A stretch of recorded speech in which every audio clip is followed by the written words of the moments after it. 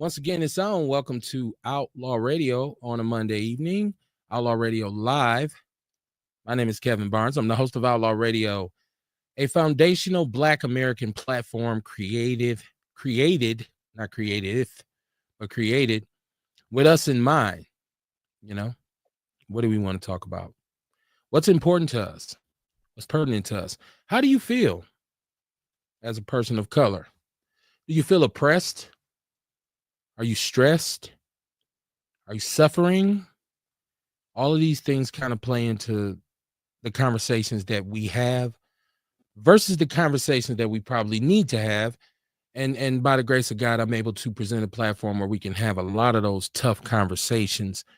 It's a safe space, if you will, for those of us who just want to deal with us, right? Like we're not worried about mainstream things, mainstream media appealing to certain individuals. We're not worried about bowing down and becoming members of a group. We're not worried about groupthink.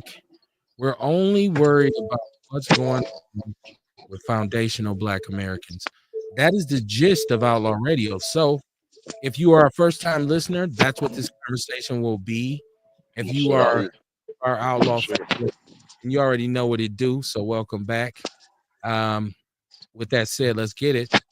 Mr. Carter, you out of town, so I know you on location. What's popping with you? Can you hear me? Okay, you got to figure his audio out. Look here, man. Something beautiful happened in my family. I want y'all to see this right here. This is my family, my brother Breon Worthy Jr. We call him Breon. We call him Breezy. Some people might know him on Facebook as Ashcott Jones. But this is his book. So he gave me my hard copy today. No Diddy. He even signed it on the inside for me. And there's a discount code. I attached a coupon to the show promo, actually. You can get this book 10% off right now if you use the coupon for Outlaw Radio. So shout out to my cousin for his book, his first book.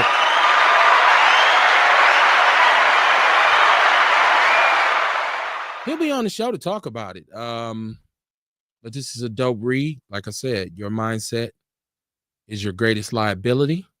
Y'all see that? Look, my bookmark. He even gave me a bookmarker with the QR code in it. So, you can go to his website. And this brother is very creative, man. My little family, my young family. He's not young like that, but he's a very Barnes type of guy, right? He's a Renaissance man. This brother makes clothing. Like he actually designs clothes. Like he can sew. He designed the logo for the show for Outlaw Radio long time ago. And he's into graphic arts. So definitely he'll be on the show. Let me show this one more time. I want y'all to know what the name of it is. Your mindset is your greatest liability. You see that right there, Breon Worthy Jr.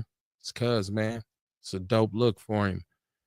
Love, Cuz, appreciate you. He was here over the weekend. I didn't get to party with him. He was out promoting his book. Once again, let me show the book. I'm gonna have to show this book every 5 minutes because I want y'all to check out my cousin's book. Your mindset is your greatest liability. I'll break down what this book is about a little bit tonight, but I want him to come on and talk about it. So yes. Now, Kamara, do we got your audio straight? I know you're on location. What's popping with you? No, I can hear you. I couldn't hear at first. But I got it. Okay. Yeah, man, I'm coming to everybody live. I'm coming to everybody live from Dallas, Texas, where the homeboy Blade got his new store at. I don't know if you can see me. They just getting it together. They waiting on the occupancy license, but they in there cleaning up and loading some stuff up, man. They doing holistic wellness down in Dallas, Texas. So, you know what I mean? We stretching these arms out, you know what I mean? Cross country. There we go. That's what's up. Networking. Right? Yeah, stretching these holistic arms out. Okay. That's what's up, man. That's what's up. You good? I mean, I don't know. I know you moving and grooving, so I don't know. You gonna be in and out, or you just, you just like, nah, I just had to I check don't know. in. I'm hanging. You know what I'm saying? I'm hanging. I may be in and out. I'm not sure, but I'm good for now. Well, that's what's up. And people out there who rock with us on Outlaw Radio know that there's a phone number attached to the show. One thing you got to understand about Outlaw Radio is that it's always live. It's always in real time. You rarely see us put up anything edited. Everything we do is like James Brown said on the one, right? Like it's live. So Right, right. it's right. So if you decide to, get in, then there's a phone number. That phone number is 262 202 5131. 262 202 5131. Chat room popping already. Let me get in my chat room. That's what I'm saying. If you don't want to, I always say, if you want to, hold on to your anonymity, you don't want your voice heard or whatever, you shy, whatever, right? 5 heartbeats, shy brother. Let's play shy brother, right? You can just get in the chat room. You can get in the chat room. Aaron Brown said, that's what's up. I think he's talking about my cousin's book. Your mindset is your greatest liability, right there. Shabaka St. Core, man. It's been a while, Shabaka. How you doing, man? How you doing? He said, greetings from Sin City. That's what's up, man. It's a little warm here, so I know it's goddamn apocalyptic in Las Vegas. Erica Hunt said, what up, Outlaws? How you doing, Erica? How you doing? My man, 50 grand, JC Terry in the chat room. What up, Rock? Big bro. He said, rock and roll. Happy birthday, Rock. Happy birthday. Well, actually, no, it was Byron. It was Byron, the other Terry brother. It was his birthday.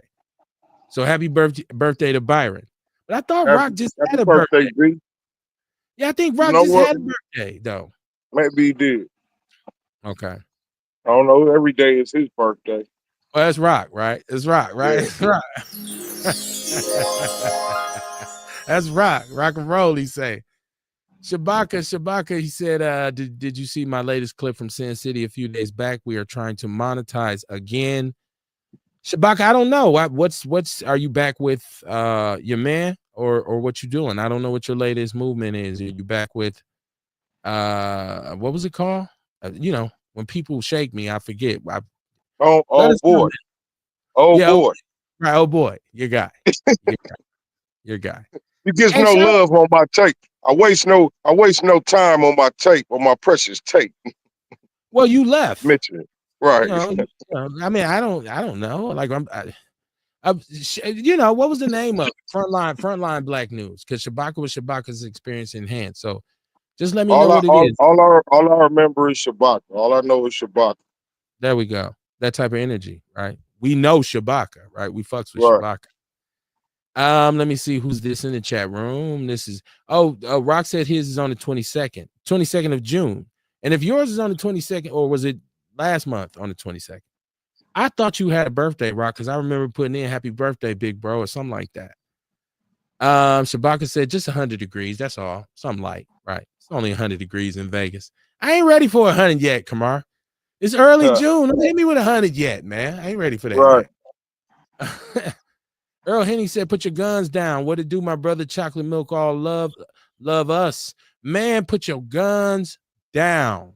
Put your guns down. Stop playing with me. Yeah, it ain't even. It's just June 3rd.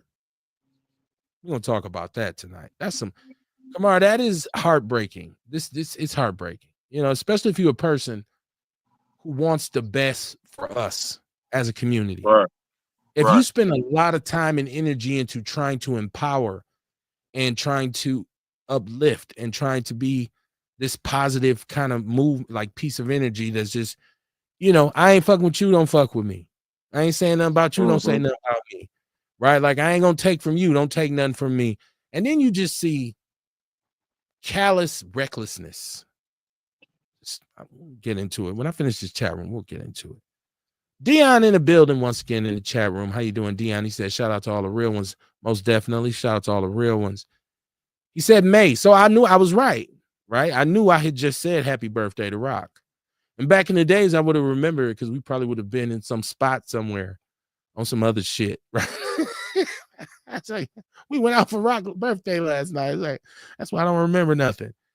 Shabaka said we love it at 120 degrees. LOL. I'm from the Midwest. I'm from up north. I am a Yankee, if you will. I am not ready for 100. I'm never ready for 120 degrees. Even though I know some people say it's a different kind of heat or whatever. I just, you know what I mean? Like, I don't need 120 degrees. Honestly, I'm more of a mild weather kind of guy. So if you give me 75 with some sunshine, I'm cool. I don't need 90. Come on. I don't need 95. I don't need Right. that. I mean, I rather that than I rather that than 0. it's damn sure better than 25 below. You understand? Like, yeah, you're right, man. Yeah, you're fucking right. Yeah. I'm gonna look. Right. I'm gonna stay focused on the bright side. Yeah, man. The glass is half full. Okay, it's not Right. half empty. Yeah, man. Mondays, Wednesdays, 7:30 p.m. Central Standard Time. This is when we do our show. Shout out to everybody who has a platform in the city. I know there's a lot of voices and there's a lot of choices. I'm happy that you chose us tonight. And the only thing that I ask is that you share the show. Honestly, I mean, unless you want to hit the Cash App, but that's a different kind of movement. If you if you want to contribute, right? That's all good. You Right. know what them pastors to say. We love the money that fold, but we appreciate the kind that jingle too. Right. It's all good. It's all good. Kamar, how was your weekend, man? You're on the road. You've been on the road, Man, my obviously. weekend was great, man. My weekend was great, man. I just left AT&T Stadium, so I just did a tour of the Cowboy Stadium. You know, I'm Oh, getting around, man. All these NFL stadiums. I want to do a tour of all of them before it's over. yeah. Yeah, because you was like It was running in dope too, LA. man. You was running down the sideline in LA at the Oh yeah, Rams. wait till you see the next videos. Wait till you see the next video. I acted an ass again. Please don't have on the I Cowboys live. uniform. Hey, I lived out my dreams and everything, man. I lived out my dreams and everything. Man, that's what's up. That's what's up. That's what's up. I talked all my shit. You know, the Packers won the Super Bowl in this very stadium right here. Damn. Oh Yeah, that's yeah, I talked my good shit. How they kicked their ass a couple years ago in that stadium. yeah, man. That's football talk. That's football talk. Oh, oh yeah, Yeah. I had a ball today. Yeah, my weekend was chill too. I just hung out with my wife. That's all I really did the whole weekend. Like we just Right. ate. We just went places and ate a lot of food. That's all we did. Just Mm-hmm. That's all we need, man. That's all we need. Just do stuff. Just do yeah, some stuff. yeah, man. We in hot pursuit of some grilled oysters right now. So Oh, she okay. went to New Orleans. She went to New Orleans a couple weeks ago and Uh-huh. she had some grilled oysters. So she's like, no, they were so delicious. So we've been trying to find a seafood restaurant up here that'll get us right with the Right. That grilled. might have. Right. So yeah. That's that, you know. Might have to So ride to Chicago, mate. You might have to ride to Chicago. yeah. Literally that's what she said. You know, they chef down there, man. They get they restaurants down there. It's top tier, man. They do all that extravagant shit like that down there. Yeah. That's what she said. She said we need to go to Chicago. Because I'm a steak guy Yeah, still. I'm still a steak guy, right? So I need to yeah. find the Even for you dopest. could go. Y'all probably could find something with both down there. Yeah. I mean, well, there's some places here that you gotta, you know what I mean? You gotta dig for, but you right down there. I think Okay. it's on another level down there. In Chicago is Yeah. just a city, right? It's Gotham, right? Yeah. It's yeah. So ain't no telling what you're gonna find over there. You like, what the fuck? Right. Yeah. So definitely in the Right. car. That'll happen before this summer is over. I can see us on just a weekend. So, we should just ride to Chicago tonight. Get us something to eat and come on Oh back. yeah. And so, that's Yeah. what it's all about. So that's all I did this weekend. Shabaka says the Midwest is humid, the West is dry. Are we humid? I mean, we're sitting on Lake Michigan, so I don't know. We always call it in Milwaukee, we always call it the lake effect, right? And so I grew up on Capitol, and what would happen in the evening, especially when it was hot, was the breeze because we were 10 minutes from the lakefront, right? Yeah. The Yeah. the breeze would blow through late in the evening, and it would be just the coolest, mellowest breeze. Yeah. We used to call They it used to the lake. call it the lake effect. We call it the lake something breeze. like that. Yeah, we call it the Yeah, lake breeze. Yeah, like the lake breeze. Ooh, shit. Like you just it's just man. I can feel it. Yeah, man, because it used to come through subtly, like it's nighttime, it's been hot and sticky, and then all of a sudden it just Yeah.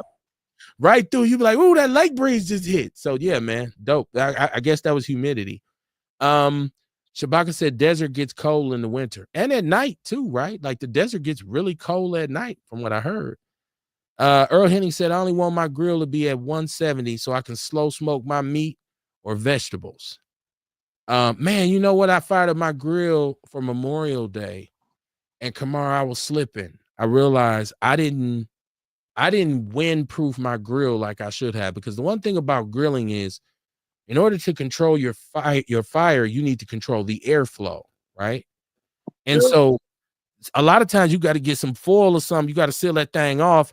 I just kind of winged it. It was, the temperatures were so high. It was like 350. I'm like, dude, because if either you cooking with heat or you cooking with smoke, and the advantage of grilling is you cooking with smoke. So next time I throw something on, I'm gonna make sure I'm sucker free, so I can keep, like he said, you want to keep that heat around 170, but between 200, 250 degrees steadily.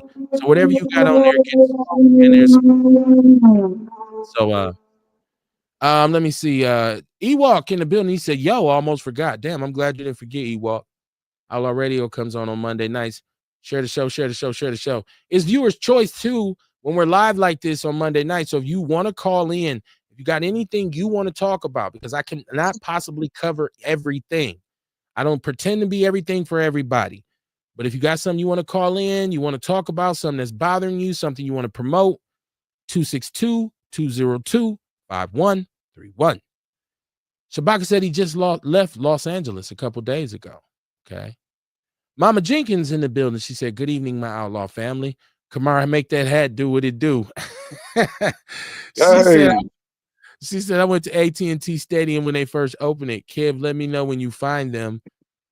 She said, but ask Sean, I think he do know about grilled oysters. Okay. I didn't, my wife she just told me this. Like, she was like, no, because we've eaten cold oysters, right? Like, food is important to us. So we like to try and go places and eat stuff that we've never eaten. So we have done raw oysters, like with all of the accoutrements on them.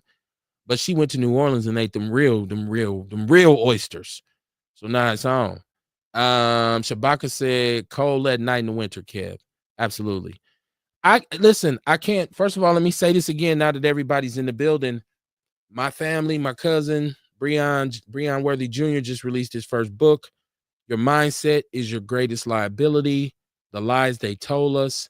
And this is a hybrid piece of literature. It is a self-help manual. It is a inspirational piece. It's a testimonial. There's stories.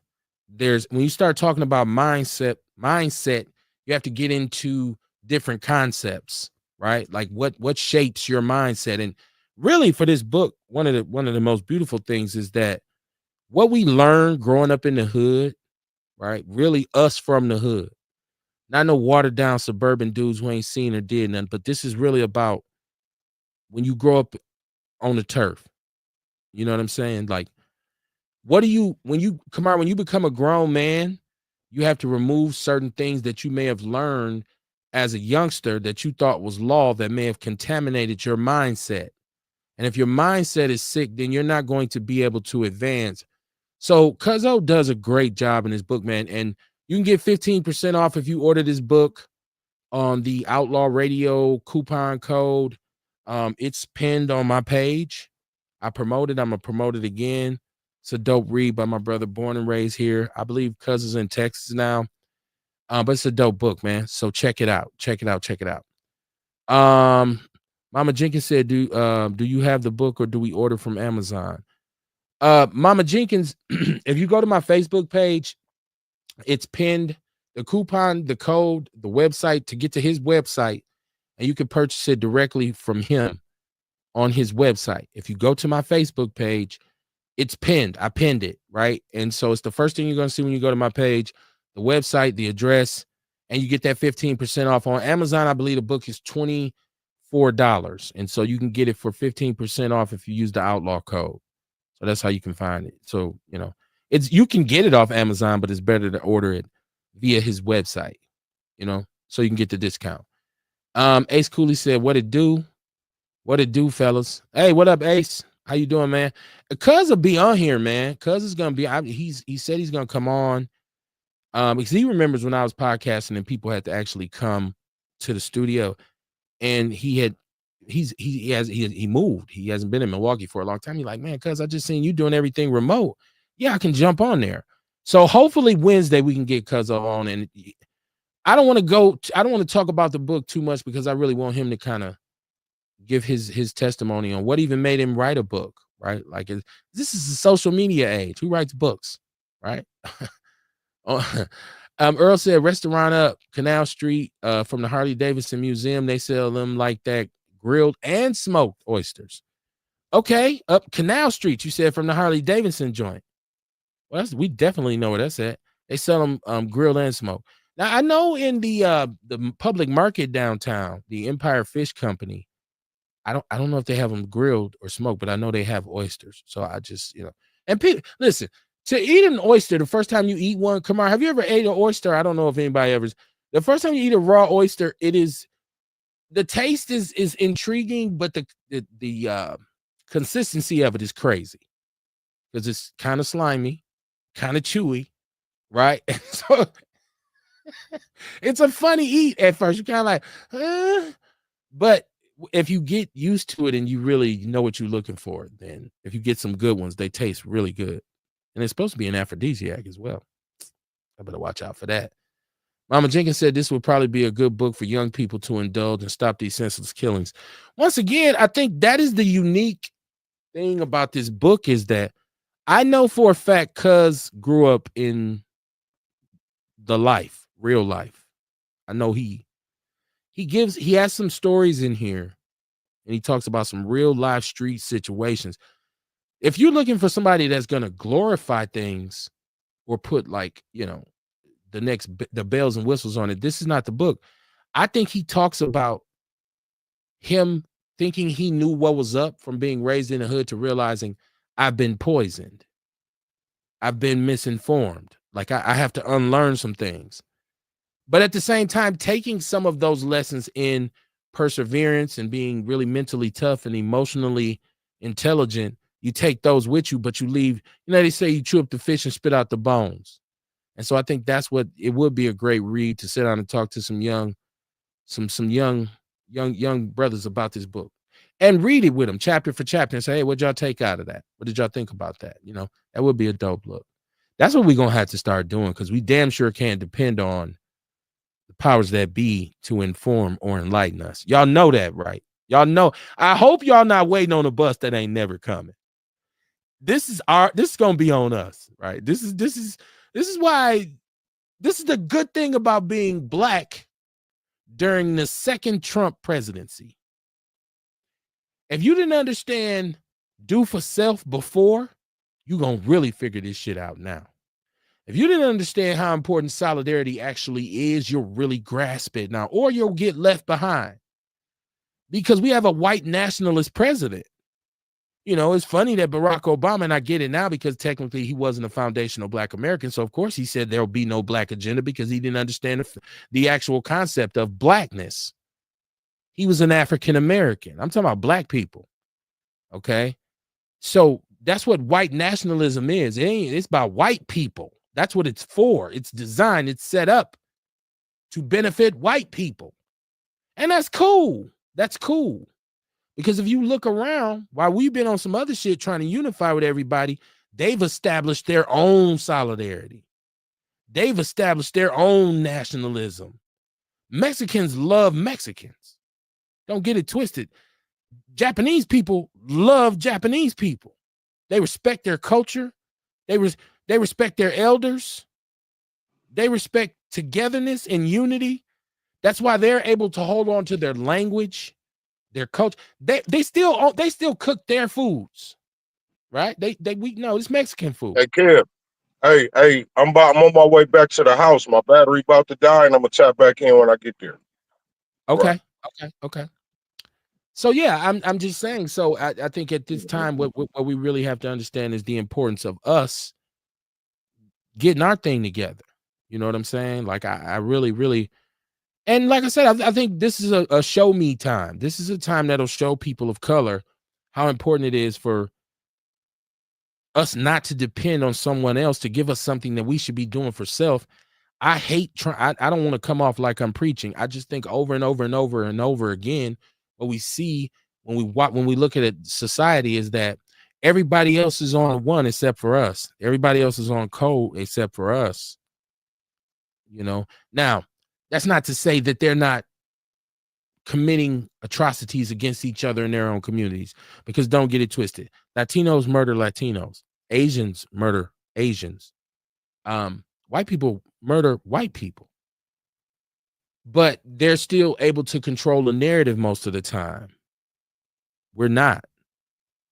So everything we do is blown out of proportion because we did it. You know what I mean? Even the way they break down who and what is a minority in this country has kind of been formulated in a way that puts us at the rear, because they say you're not the only minorities here. We're not. But we are the most exploited. We are the most ostracized. We are the most divided, and a lot of our division is self-inflicted wounds, but some of it is systematically executed, because I don't give a fuck who you are.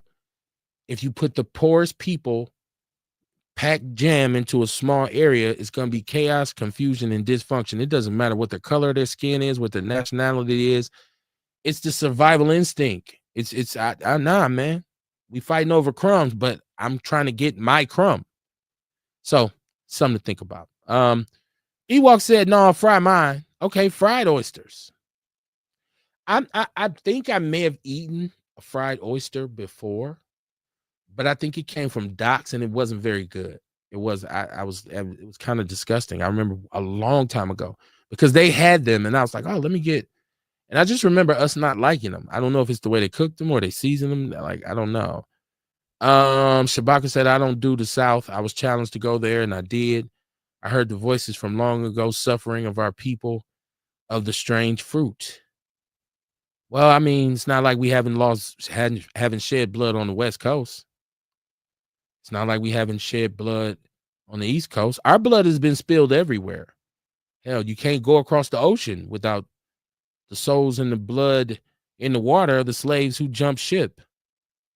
There's no safe place. There's no utopia for people of color. That's why it's more important that we say, nah, it's time for us to build one. Nobody's going to build it for us. That's something we should be working on. You know what I mean? Like, it's crazy. It's crazy that we don't understand the concept, but I get it. I get it. I get it. I get it. I get it. Let me see. Oh shit, chat room popping.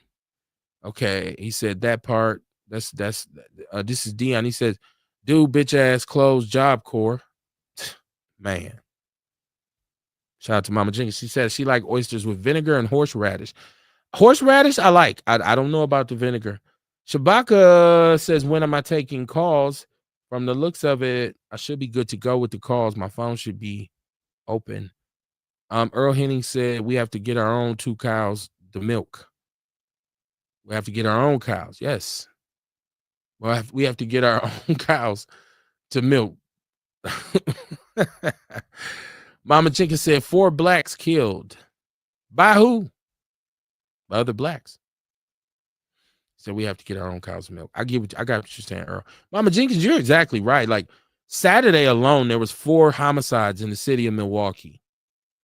One was a double shooting, and there were 2 others. I would say at this point, our city is kind of waving the white flag on violence prevention, the concept of violence prevention. I don't think any of our leaders have an idea of what solution to come up with or implement that will curb violence. people say black on black violence. I say poor on poor violence. It's the reality of it. It's sad that on the north side of Milwaukee, which is an urban area, but not the biggest area. It's a dot in the city of Milwaukee. This city is way bigger than people think it is. We don't even take into account the south side, right? Like historically, that's not where we've been progressive at, on the south side of Milwaukee, nor welcomed, right? If you're going to reference and compare Milwaukee to Alabama in the 60s with the bridge, they made a movie, Selma, where they walked across the bridge and they were beaten. Same thing here in Milwaukee when Father Grappy led people across the viaduct and they were met by police officers and white people on the south side who threw rocks and bottles and all kinds of things. It's a direct parallel. Our city is that. So the fact that this violence is in this general area, the north side, and our law enforcement leaders, officials, I just don't hear solutions. I hear them talking about the problem. I hear them diagnosing, and then I hear them kind of finger pointing to say, well, we need you to do this and we need you to do this. And okay, so the individuals who are being compensated off taxpayer money in this situation are you all. We need to know what you're going to do. Can we get a plan? Can there be a new initiative launched? Can there be a task force formed? And I don't want my people to get upset and say, Kev, we don't need to be over-policed. We don't. But until we put shame on the individuals who fucking it up, then everybody got to suffer. It's unfair.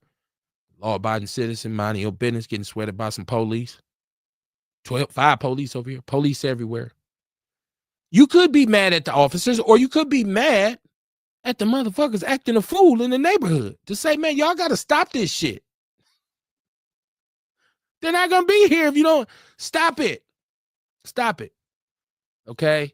Earl Hennig says City Hall is the problem with Milwaukee, Wisconsin. Is it? Or is it the people in it? Is it? Maybe the problem is in a community that continuously elects and supports individuals who don't have our best interests at heart. It's all kinds of blame to go around, right? This is Mama Jenkins. She said most were at Stepping with the Stars that was held at a safe place. I didn't even know that was going down. So yeah, you know, how are we policing the community? What's the strategy here? What is the strategy? I just want to know. I mean, what are, like, because I these press conferences, and I know there's one coming. Y'all, hey, you know there's one coming. Press conferences. It's going to be the same thing. It's going to be the same kind of press, like clips. You know, it's just an opportunity for you to further be in front of the camera and to tell us what we already know. I would like for you to come to us and say, look, I got a PowerPoint presentation. This is what we're going to do. And let us know so that if we do pull up in our community and we are law-abiding citizens and we see your presence, we're not thrown off by it. We won't be alarmed by it. We'll understand it. And you have to make a concerted effort to make sure that we, as the individuals who pay your salary, don't get caught in the crossfire. A lot of planning, right? A lot of outside the box thinking is required for this here. Ewok said absolutely, Ewok, the Edmund Pettus Bridge. Well, the viaduct is named after Father Grappy, who looked exactly like Woody Allen with a priest collar on. My mom marched with Father Grappy. She used to tell me, like, this is the bravest white man I ever seen in my life. He'll walk right up to Harold Breyer. He don't give a shit. Like, my mom marched with him in the NAACP Commandos. Shout out to the elders. Mama Jenkins said, Kev, there's no solutions from leadership. You know what? That's what I'm saying, but I don't pretend to know everything. That's why a lot of times when I do my show, I come from a humble place in which I really want to know. I will invite any public official, any elected official to come on my platform and talk about their solutions. I'm not talking about pipe dreams. I'm talking about public policy that can be implemented and be effective. I'm not expecting an overnight solution because this problem didn't start overnight. This is years and years and years and years and years of dysfunction and misdirection. So it's going to take years and years of correction, deprogramming, and unlearning for it to change. But we need to see something put in place right now that is an effective mechanism. And that's why I say maybe it's our fault. Us in the community. It's not the white man's fault. All of this is not the white man's fault. I'm willing to give white people the blame that they deserve because God knows they deserve a lot of it, right? For creating this predatory, systematic, it's the system.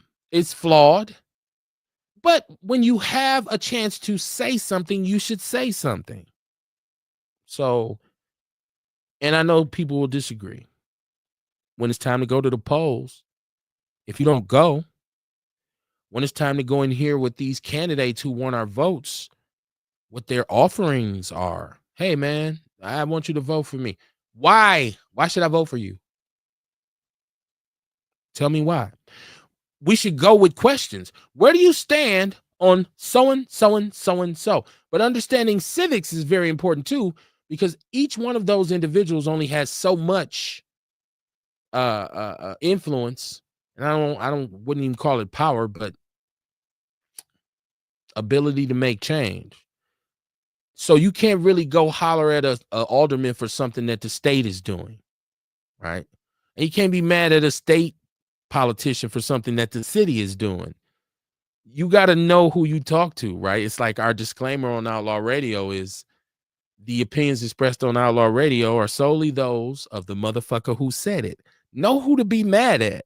Know who to be mad at. You know what I mean? So that's my policy with civics and government too. Who should I be mad at about this problem? If I'm upset about MPS, should I be really pissed at the mayor? On certain levels, I should, because I don't hear him pitching solutions. But he doesn't unilaterally govern MPS. The school board does. Those individuals are elected officials. See where I'm going with this now? So if we're mad about MPS, yeah, it's enough blame to go around. We can be mad at the mayor, but we should be mad at the school board. We can be mad at the superintendent. But we should be mad at us for not being informed enough about who's actually on the school board. I would ask most people, do you even know who your representative is? Who represents you? If you're an MPS parent, who represents you on the school board? You don't know, do you? Who you mad at? The white man. Okay, there we go. Damn white man. Kev, he wouldn't let us read forever. I know. I get it. Earl Henny said paying someone $175,000 a year to fuck us around. Yeah, well, you know, the mayor, the way our political system is set up with Milwaukee County and the city of Milwaukee, there's a balance of power because, you know, God forbid that the city, even though it generates the largest amount of tax revenue in the state, you don't want the city to rule everything. It's Milwaukee County, because Milwaukee County has to say something too, right? That's why we have a county executive. That's why we have county supervisors. They're the equivalent of aldermen and a mayor. Understanding civics, once again, know who to be mad at. Now, when it comes to the violence in our city. And please call in, please get in the chat room, please let me know what you think, or else I'll just talk for 2 hours. Trust me, I've done it. My thing is there has to be something done about the level of poverty in the foundational Black American community in Milwaukee. Generational poverty in this city for Black people is real. It's real. I worked in the Hillside Housing Development for about 3 years, and I don't know how many individuals I encountered that said, "Hey man, I've been down here 30 years. My grandmother lived down here." You know what I'm saying? I grew up here. I live here. Now I live here with my kids. I got grandkids now. 3 or 4 generations of poverty. Poverty creates a certain mindset. And poor white people understand it. And if you take a prominent white person and take their money and their influence, won't be long before he or she commits a crime. I guarantee. Just like us, it's only a few of us who can persevere and make it out this madness. That's nature. It's human nature. It's not something that, Black people are this way or that way. No. Every race, every culture is the same. Put them in a situation where there's extreme abject poverty. There's going to be some shit cracking. I guarantee you. Because your nature is to survive. And sometimes your nature is to thrive. So to dominate. Well, I'm with my man Mike, who I used to coach with, Michael G, he used to say, some people want to be the tallest midget.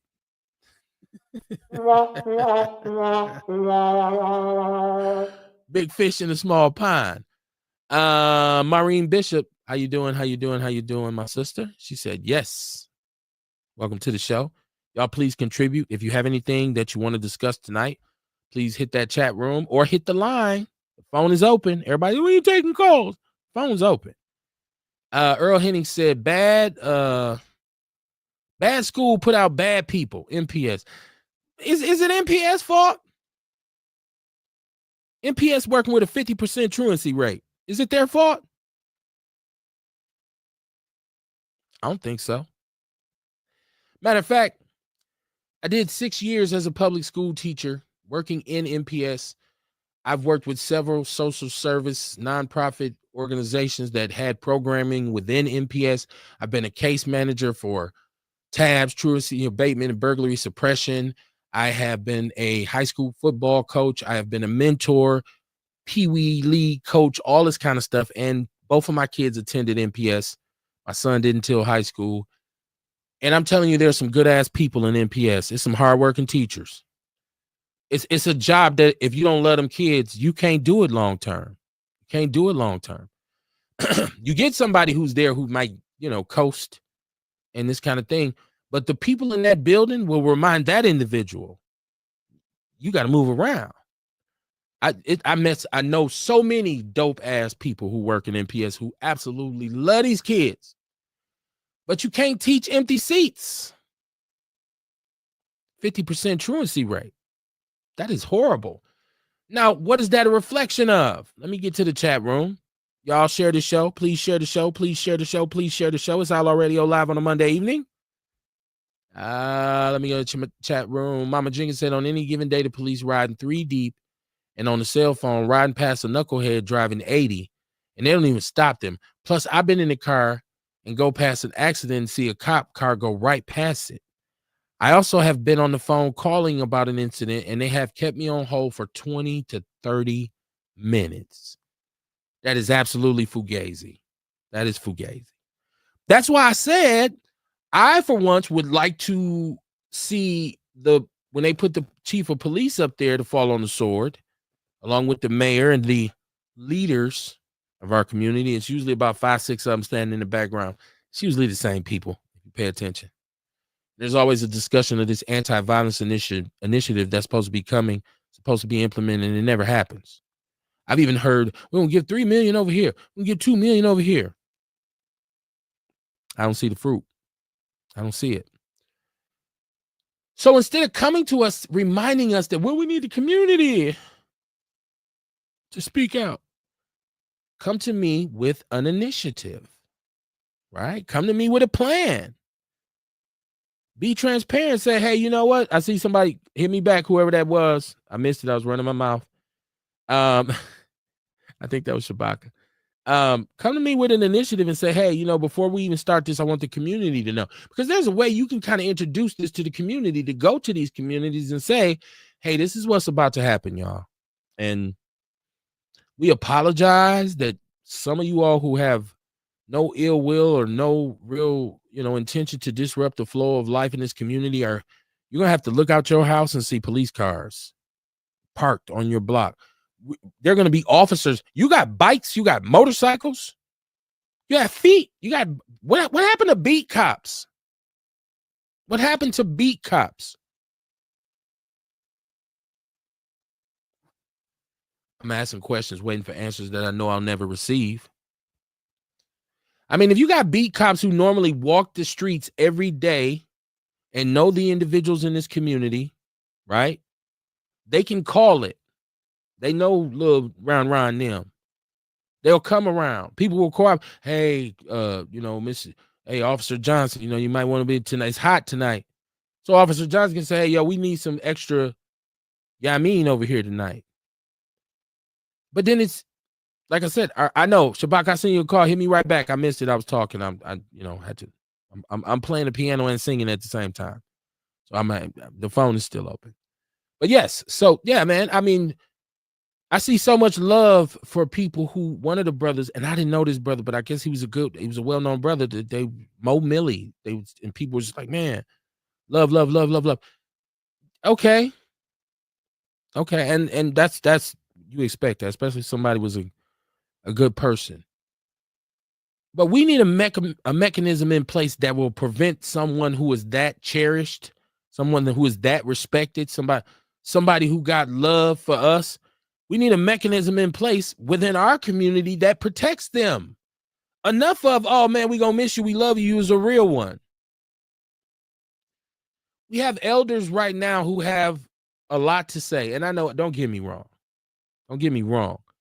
Age itself does not make you knowledgeable or wise. Unfortunately, wisdom, and I'm talking about wisdom, age is not necessarily the grand determining factor. So you got a lot of elders who, I have to go Marcus Garvey. They weren't any good then, and they won't be any good now. But there are some who are gems. They're jewels.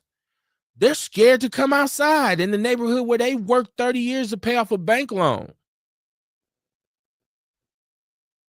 They don't want to come out here and deal with these. Man, come on, man. That means our community at large is not safe because of the actions of the few. Because you can't convince me that everybody in these neighborhoods is horrible. I always say Black people are the most loving, forgiving, sharing, caring, emotional people you'll ever meet. Most of us are. Some of us, shit. We will take you for all you have. More often than not, it's because of what you experienced growing up in the jungle. Right back to my cousin's book. Y'all get this book. Get Cuzzo's book, man. Support us. Your mindset is your greatest liability. Once again, it goes back to, what did I actually learn from growing up in the hood? What did I learn? I can tell you what I unlearned. Right? I can tell you that at one point I became a pariah to my community because I kind of fell into the doldrum, if you will, of I'm gonna get a little money. Get out here. I mean, that money out there. Somebody gonna get it. I might as well get it. Right? Now we got to defend this. This is our neighborhood. This is our block. No love for the other side. Took me a while to understand, not forever, but a while to understand, it ain't no other side. It's just us. It's just us. It's a Black man who grew up in the neighborhood. Most of us, all of us, none of us, I should say, have a choice on where we grow up at. You going where your parents raised you at. So if you grew up in that neighborhood and it's not mine, do I inherently hate you off top? Well, that's what gangbanging meant, but then it turned into something else where all of a sudden that neighborhood done something to this neighborhood. So yeah, we holding a grudge because right, it goes on and on and on. But it took me a long time to understand. Nah, he's not my enemy. That's why we had the slogan for a very long time. I am not your enemy. Very important for us to remember that as brothers. Like, I'm not your enemy. I write no policy. I write no legislation. I have zero influence in City Hall. So when something happens that's counterproductive in the community, it ain't my fault. So why you want to take the shit out on me? Come on, man. But unfortunately, you know what they say, if you can't love the one you want, you love the one you with. And it's the same concept with hate. You can't get who you want, so you get who you can get. Right? Unless you finna run up in City Hall and blah, blah, blah, and then get your ass murked immediately. All for nothing. Senseless sacrifice. That's not the way to do it.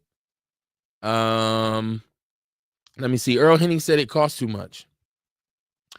Well, isn't it already costing us a lot for nothing? Right now it's costing too much because it's ineffective. Anytime you spend money on something that don't work, you know what I mean? Like, it costs too much. If it was $2 and I bought it and it didn't work, it was too much. Why would I give you $2 for something that don't work?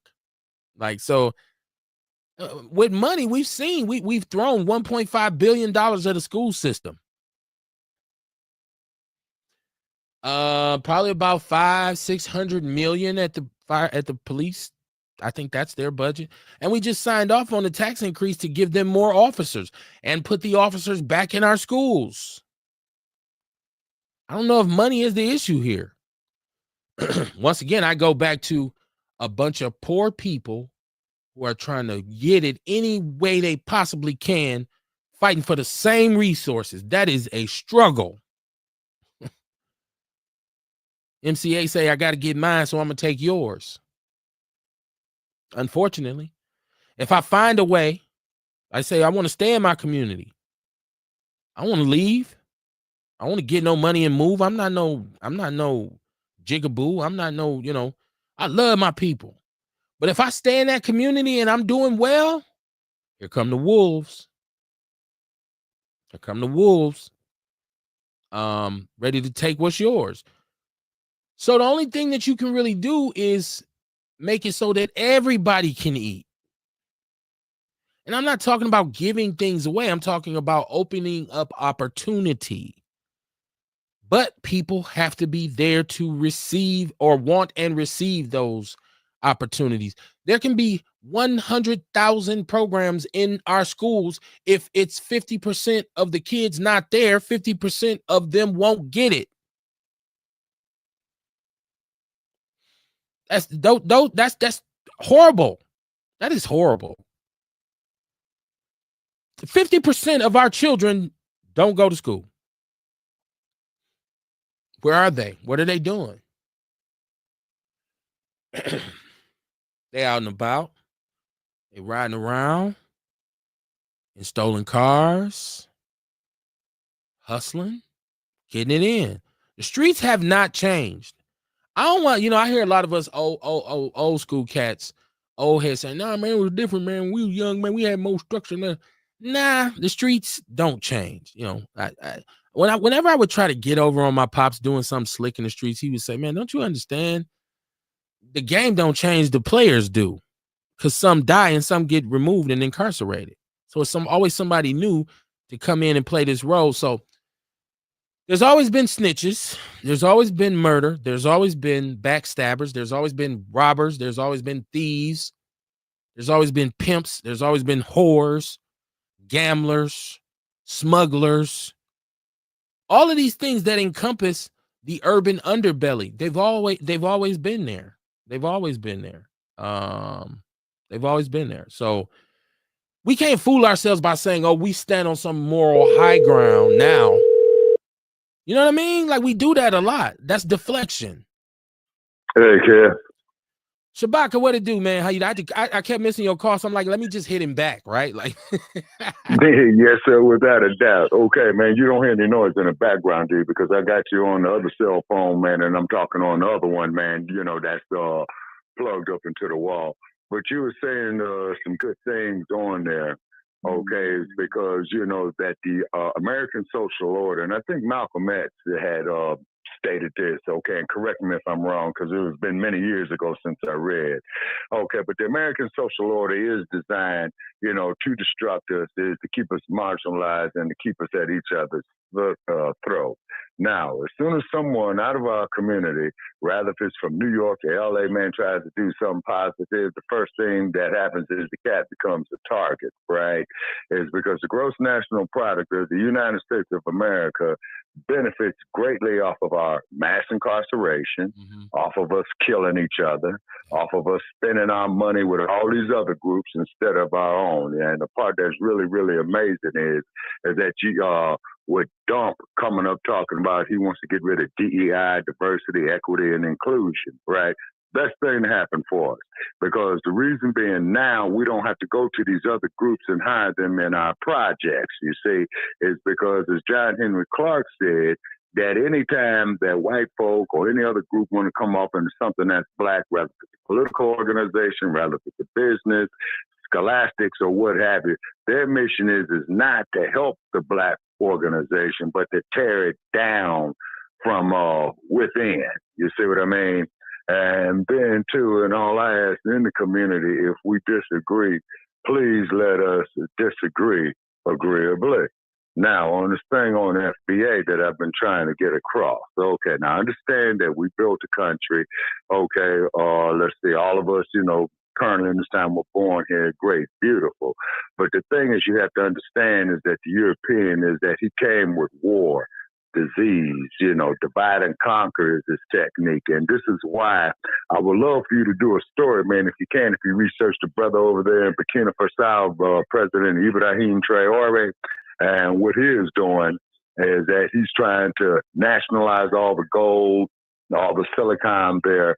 But one problem I have with him is he's allowing Coca-Cola to come in there, you see, where we should be producing our own beverages ourselves. Actually, we should be producing our own everything for our self-sufficiency, is because these other groups, you know, they go up there and build for their self-sufficiency, but who's the first one they market it to? Us, right?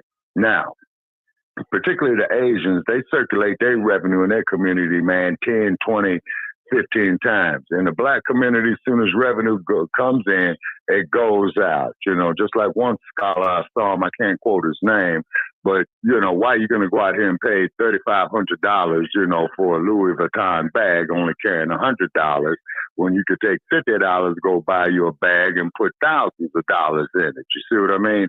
So they pretty much got us twisted. They got us pitted against each other, you know, from New York to the Chi to Milwaukee to Los Angeles to the Bay Area. And then from what I'm understanding out here, man, they even having that going on out here in Las Vegas a little bit. So the key is that we could lead by example. Leave your memoirs, man, when you get older. You know what I mean? Is because I recently had a solar return, man, and I'm not going to say how old I am. It's definitely an over the hill age. So, well, don't laugh, young man. Live long enough. You're gonna be old. You know what I mean? You know, yeah. So, and this is what, you know, the ancestors had did on the continent. You know, like the Medu Nature, the writing a guide. You know, when Ashwaubenon he goes over. Yes, sir. Let me ask you a question, because and I thought I said this. I understand that this is a country that has a systemic nature, like the racism and the discrimination that we face has been systemic, right? It has been set up for certain things to happen, right?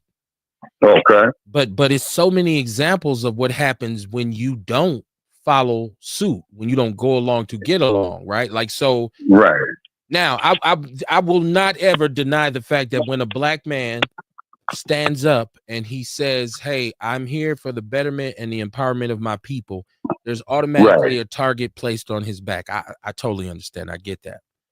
But yes, sir. That's what Dr. Newton meant in his revolutionary suicide. Right, but I feel like that's also a time when we need to circle the wagons and protect our own.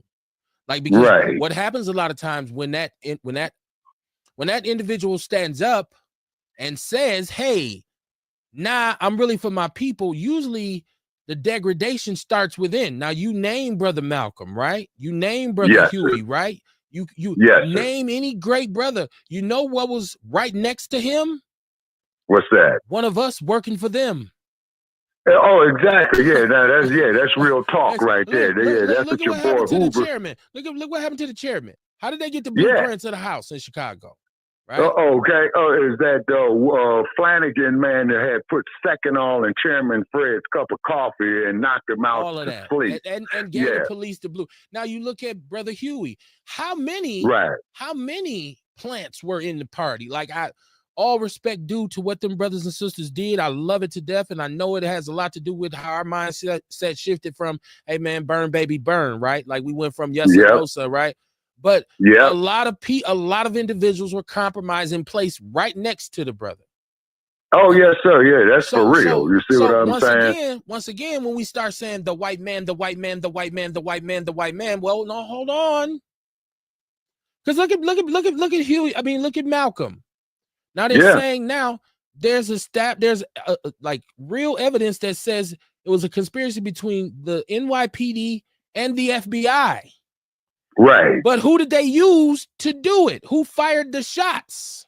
Yeah, black folks, you know what I'm saying? And them dudes got out of jail, and the charges were dropped against them from my latest research on it. When I talked about that, people said, Kev, you don't know what you're talking about.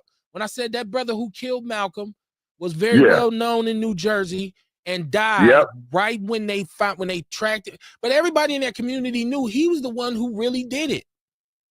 Yeah, but then other evidence is coming out too, is that Dick Gregory, you know, I know you're familiar with him. He transitioned. He's an ancestor now. Dick Gregory, he did a video where he had stated that the bullets or the shotgun pellets that hit Malcolm came from a downward angle as opposed to an upward angle, because allegedly, you know, Malcolm was on the stage and the shooters were on the floor, so they had to shoot at an upward angle. But according to Dick Gregory, he was saying that Malcolm was hit from a downward angle. Well, you see what I mean? Wouldn't that be more of the result of them saying that after he was hit by the shotgun, there was a round, there was individuals who ran up to the stage and then emptied pistols into him?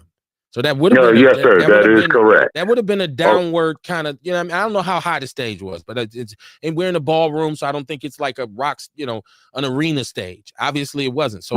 So that would, you know, not to disrespect, you know, Dick Gregory, but Dick Gregory got a little trippy. He got a little trippy at the end of his life. I used to be like, whoa, Dick is tripping. But hold on. Probably. Let me get senility was setting in on it. Oh, no doubt. Let me get the chat room, because Mama Jenkins in the chat room. Hold on. Mama Jenkins said, Kev, this generation of young folks are not being taught nothing by some of their parents.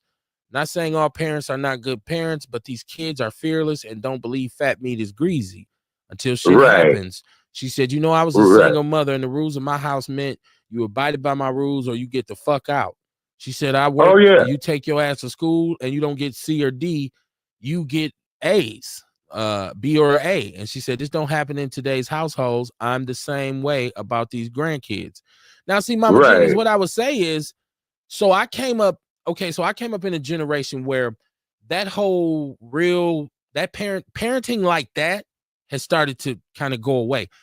And I'm saying that because the crack epidemic destroyed that. Sir. It destroyed that. And glad you brought up the crack epidemic, Kev, is because the main target of the crack epidemic was not black males. It was the black woman. You see what I mean? Is because that there messes up her reproductive organs. Plus, she was laying with anybody, you know, to get the crack. You see what I mean? And that happened all over. That there was doing Ronald Reagan's regime. And my point is that when you talk about the one thing that kept us persevering from slavery, from the plantations all the way up through Jim Crowism, was our family structure. They couldn't fade our family structure. They couldn't fade it. Right. But crack destroyed it.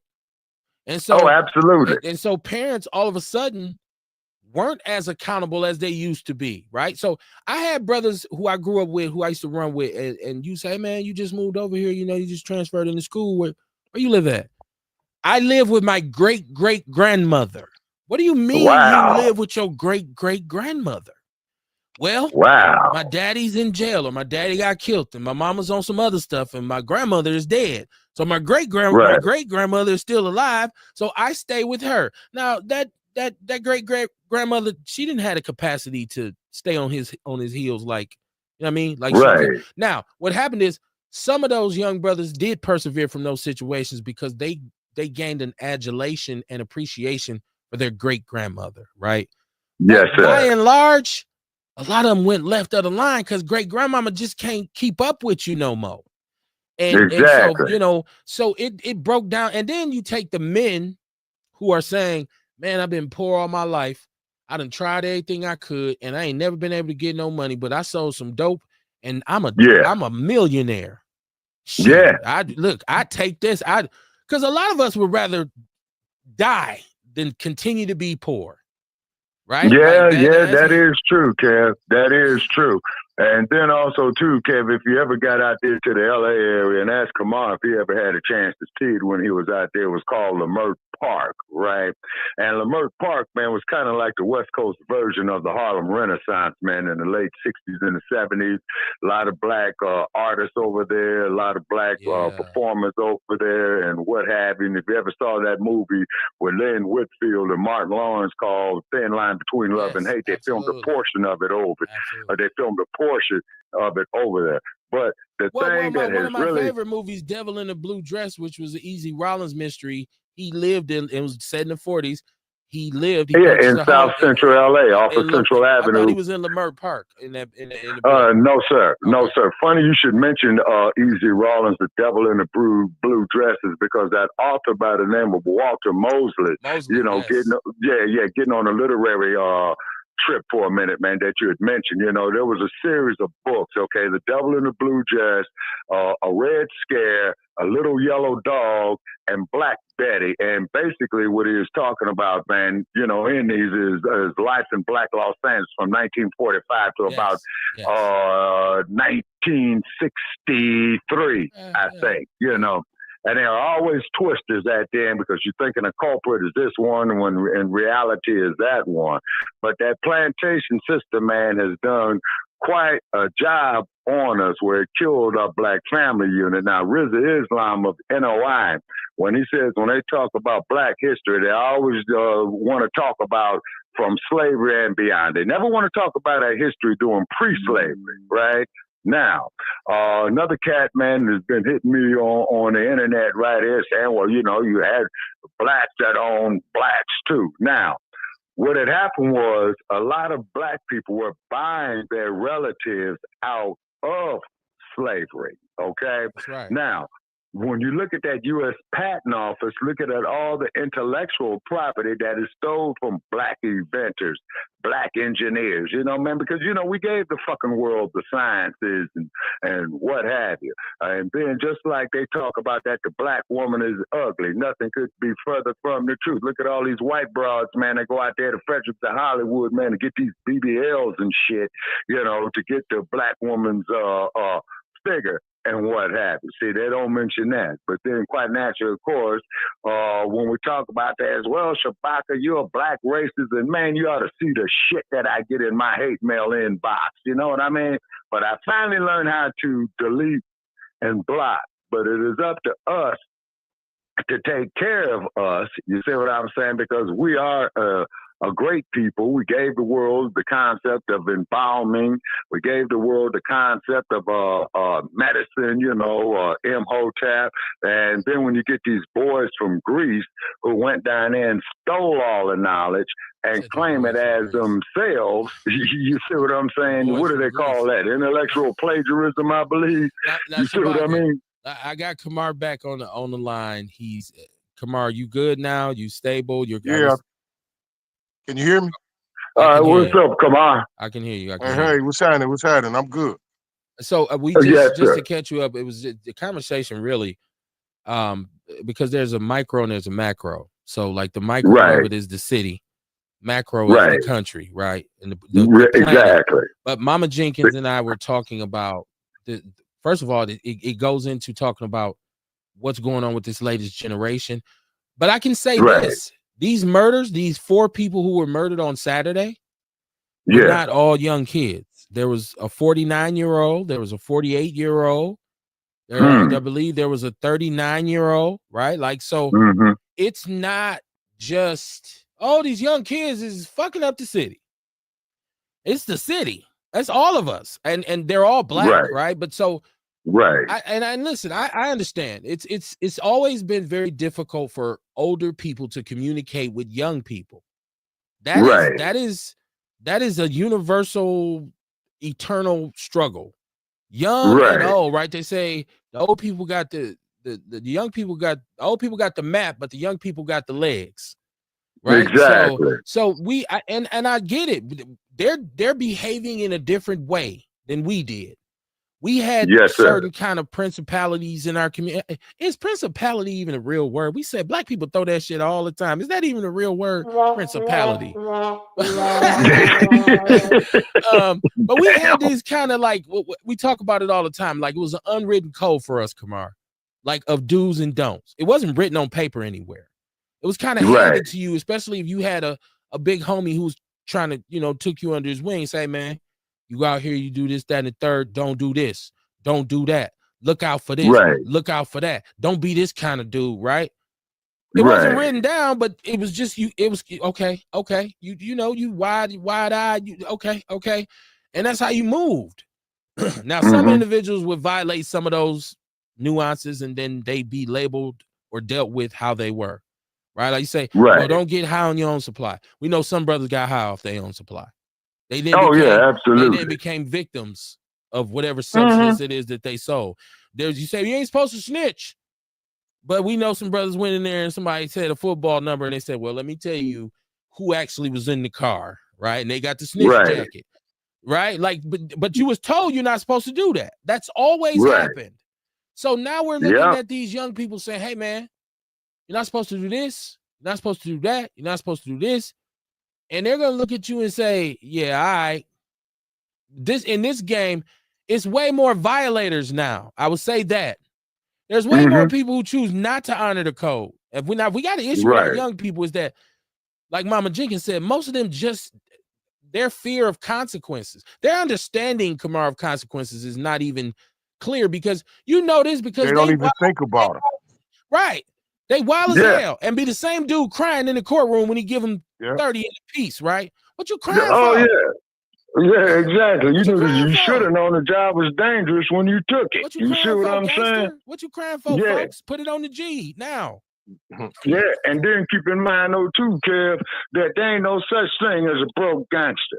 I mean, how is a broke-ass motherfucker, man, sitting out there going to talk about he a gangster, man, but he up here, hey, man, you got $5, stand on the side of the damn expressway freeway, will work for food and all this old type of shit, like somebody owe him something.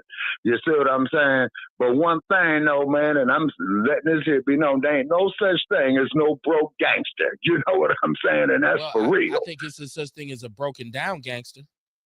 Oh, yeah, man. After he walks that concrete and loses all his assets, oh, hell yeah. Like, look what's getting ready to happen with Diddy, man. I'm looking at this shit, man, on Diddy, and Diddy looking older and older and older, man, that they do in those courtroom photographs where they do drawings in the federal courts, you know. Now, another thing that I want to mention, man, I know you heard about this one, where Trump has commuted Larry Hoover's sentence. We talked about that last week. Yeah, and then I'm just putting it out there, but he still got the answer for the state time in Illinois. That's only at the Fed time. You see, it's up to the governor. What's that crooked bastard in Illinois? Governor Pritzker. You know what I'm saying? It's up to him to commute the state time, you say. And then keep in mind, Mr. Hoover is 75 years old, man. You know what I mean? So he's got fewer tomorrows than yesterday. You know what? I think, and Kamar, you can chime in on this too. I feel like when it comes to Mr. Hoover, I think we're just happy to see anything happen for him. Like, you know, people say Right. it's a difference between commute and pardon, and he still got to go to Illinois. And it, well, we were just happy to see anything go in his favor, and maybe and Okay. hopefully that there is a domino effect in which the state of Illinois will say, "Hey, man, he's 75 years old. He's done 52 years." I just saw where his grandson graduated from college, and I didn't know That's his beautiful. son. I didn't know his son had graduated from college. And so that's beautiful. it's on Facebook where his son is saying to his son, who's Mr. Hoover's grandson, like, "Yo, you know, I'm proud of you. You did this." And so, but he wasn't able to take part in it. He wasn't able to be there. He's missed everything you want to do to punish him for whatever crime he committed. You've done. He's missed his entire life. Yeah. If he committed a crime, he paid for it. Right? Yeah. I'm gonna say this again: 52 years. Yep. At 75, to walk into a city like Chicago, and I'm getting this from watching different documentaries and different things where those youngsters over there say, nobody's gonna listen to him. He has zero influence with us. So it's not like he's gonna come home and then it's gonna be more dope flowing in Chicago, or all of a sudden banks gonna get robbed. No. Well, Chicago's already in dire straits. Yeah, it is. You know what I'm saying? Letting him come home and go and be with his family for whatever time he has left is what you should do, right? And so, but once again, I think like sometimes we as people, we build things up to tear them down. Like we build sandcastles to kick them down.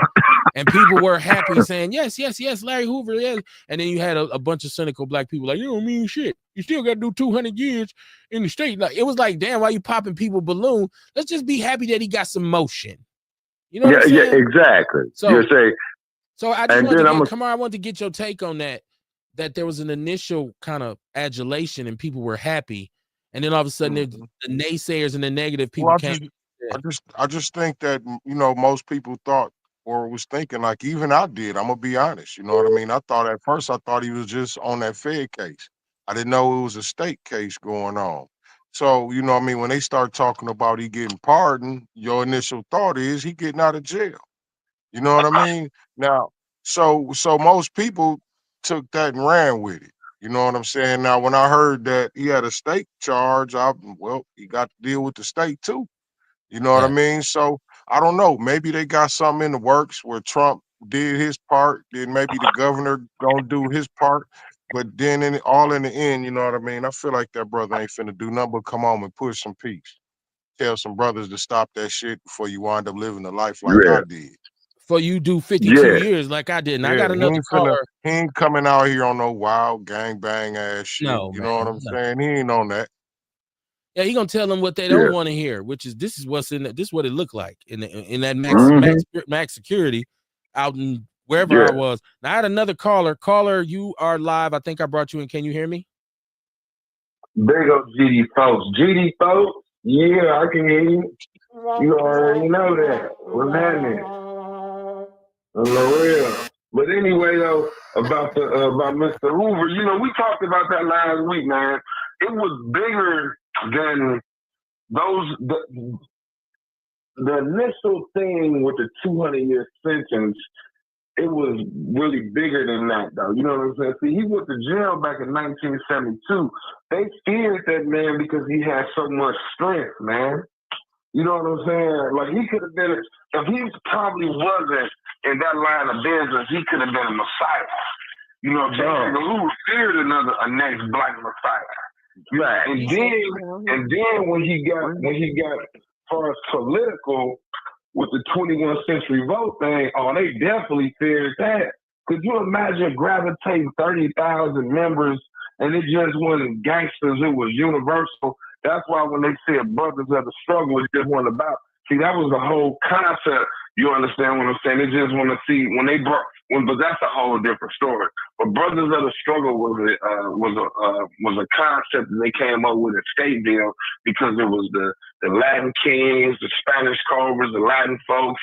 Everybody had came together because the only problem with that is when that came to Milwaukee, it actually became it came something different. One of the things that contributed to it sped up the decline of our community. It actually, it became something different. This is not even from like gangs, whatever. I'm saying when it came here, BOS and brothers supposed to be brother of the struggle, whatever. It was not. It was predators. It came into Milwaukee, and I remember how Milwaukee was before and after. And so whatever the intention of it was in its event, and see if anything, there's some people who may have a problem with this brother because once again, this is akin to Stanley Tukey Williams, right? Right. And people said, well, no, he shouldn't. You shouldn't execute Tukey Williams.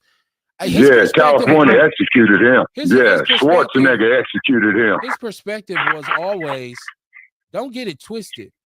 I didn't do what they have me here for, but I did some other stuff that got away with it. So this is what I got coming to me. Now, the fear of him was that here's an individual who established one of the worst street gang epidemics we've ever seen, which is the Crips. And brother, Mr. Hoover is the same way. So even though he did this pre-crack, he did this before a lot of things were put in play by the government that made it worse, or as you could say, they exacerbated it because crack took everything to another level, right? You just had gang members and then crack came and it was like the gang members had semi-automatic weapons. How the fuck does this happen? Right? Brothers went from fighting on the bus to shooting up the bus. And so Mr. Hoover didn't have, that's not what he did. So you can't totally blame him for what GD became, especially in his absence, because it was some mitigating factors that made it bastardized, it made it worse. And like I say, when you systematically murder all of the leaders, right? And I'm referencing Claiborne Sloan again about the bastards of the party, in which you go in and kill Bobby Hutton, and you go in and kill and send Huey to jail at the height of his influence. You kill the chairman, you kill what's the brother name? Bunchy and from LA. Bunchy Carter. Carter, and John Huggins. Yes. And John Huggins, who was the husband of Erica Huggins, and I met Erica Huggins when people started talking about Karanga. Like, I'm like, y'all better understand what role Karanga and us played in this. But you know what, Ken, I'm getting off subject. I'm getting off subject because I'm a historical buff. Go ahead, Dion. Go ahead. Yeah, but you know what I don't like though, because we go off what they say. Okay. You feel what I'm saying? And that, in a way, it bothers me, man, because I don't believe nothing them people tell me, man. How can I believe something against another person that look like me when they've been trying to exterminate us all our lives? Hold on. What specifically don't you believe? Don't just say you don't believe. I don't believe nothing. Well, I don't believe nothing. What do you talk about? If you don't believe nothing, how do you ever have a conversation with anybody if you don't believe nothing? Because I'll say what I said, which is my opinion, the negative aspects that they said about these brothers, which is Tukey Williams won a Nobel Peace Prize. Yeah, later on. Say nothing about that. Way later. Yeah, later on. Yeah. You know what I'm saying? Like, you executed a Nobel Prize winner. Don't a person deserve redemption? See, that's what I don't like about these white folks. You know what I'm saying? See, white folks want their history to be just looked upon. Hold on. Now, you know who gives the Nobel Peace Prize, right? Some Germans or somebody. I don't know who do it. White people. Yeah. So hold on. If you don't believe nothing they say, and you give them no credit, then you can't claim that as something that was good that happened to Tukey. You can't say, well, you won the Nobel Peace Prize because you don't believe in that. Hey, and they gave it to him. So either I believe it or I don't, regardless of whatever. They gave it to him. You know what I'm saying? I don't know if they gave it to him. They said they did, but I wasn't there to see it. You know what I'm saying? But they say they did.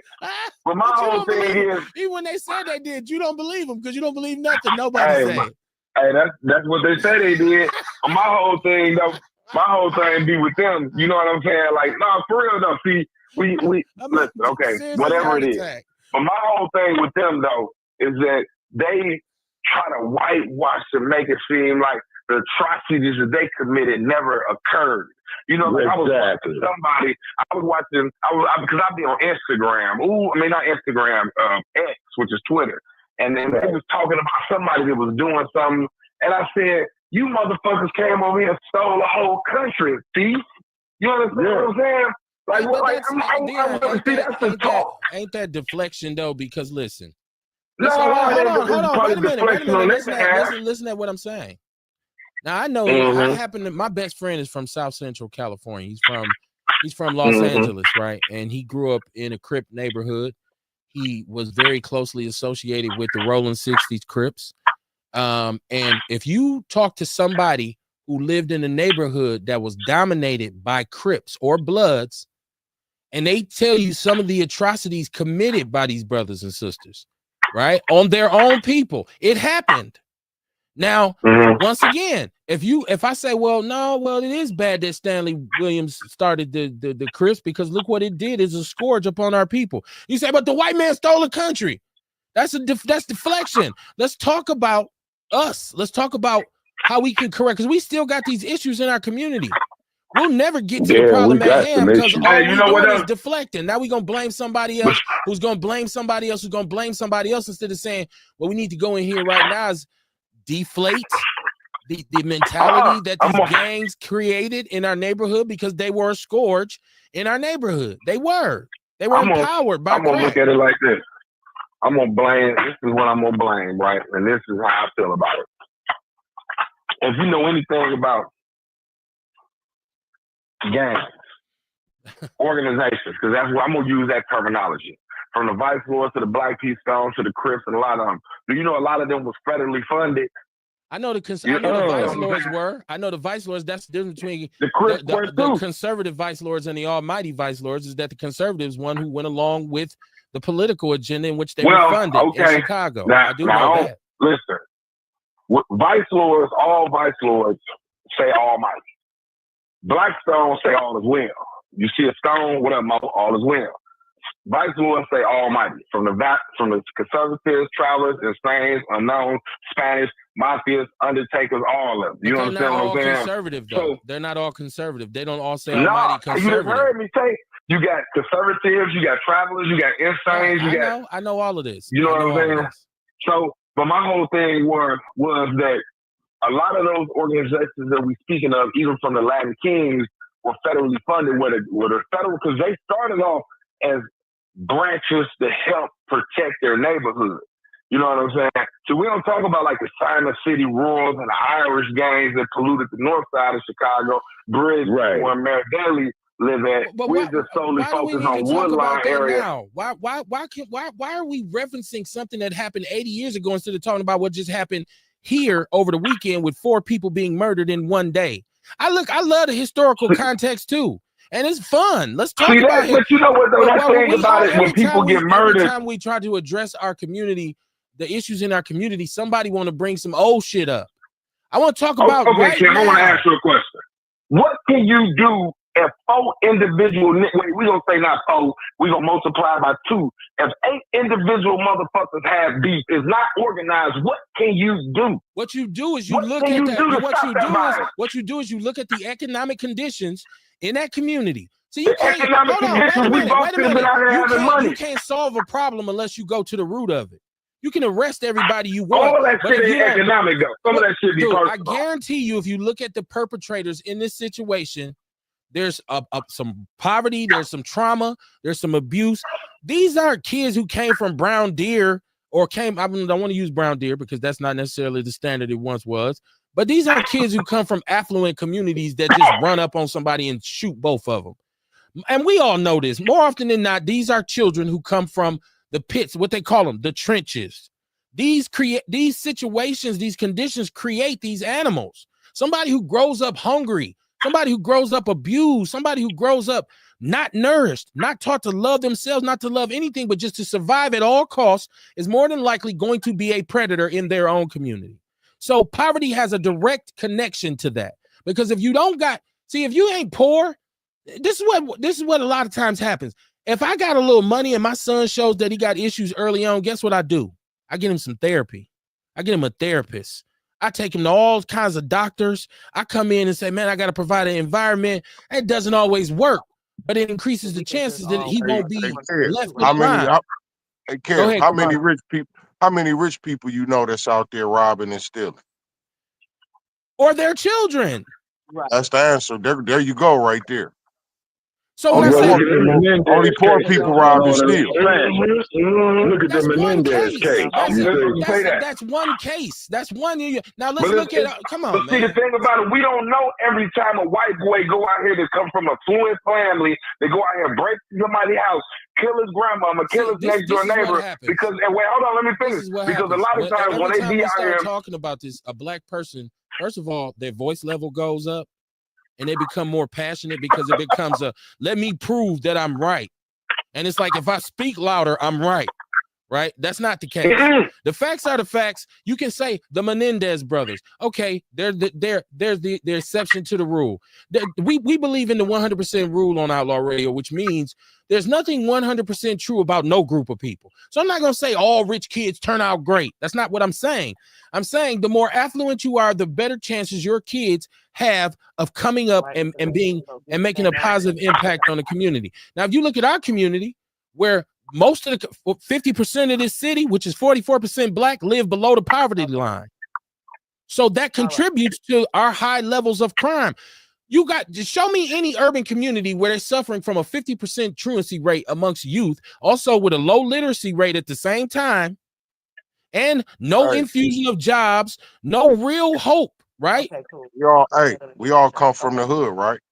That's right. All right.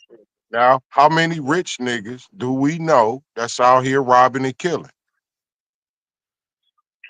I don't know any the affluent families that I knew, their kids didn't end up in that situation, Kamar. That's the best way. This is my point. You know what I mean? Yeah. The people who we know that's in our realm and our reach, the only people we know that's robbing and killing is the poorest people. Right. Shit, they hungry, nigga. They gotta eat. They ain't saying nothing wrong. We just saying it. That's the effect. Well, it was my and that's why they call them practice. That's why they call them practice. Because there's plenty other. Go ahead, Dion. I was trying to hear what you're saying. Because what if that's the examples they have? There's plenty other urban communities and urban settings. You know what I'm saying? Where people are not committing those atrocities. Where? You understand what I'm saying? What urban area where there ain't no crime? I'm not doing the research on it. Well, then don't say it. What do you mean? It is though. I'm not gonna sit up here and believe what these white folks are. What large city in this country? That's why. But look, that's why I broke it down. That's why I broke it down to who we know. Let's keep it simple. Let's keep it simple. There's murders in Beverly Hills. Oh yeah, it is, Kev. We talking about our community, so let's keep it community. Okay. Only people that's doing this shit, only people in our community that's doing this shit is poor people. What's wrong with saying that? It's once again, it becomes for us. One thing I noticed, and this is just for me, grassroots organizing, going to a lot of meetings, going to a lot of different, we have a tremendous need to be right. You know what I'm saying? Like, I'm gonna keep it a buck with y'all, and I'm guilty of this too sometimes. You know, I get into a debate with somebody, and I'm like, nah, I'm gonna pop my shit. Because I know what I'm talking about, right? This motherfucker don't know what he's talking about.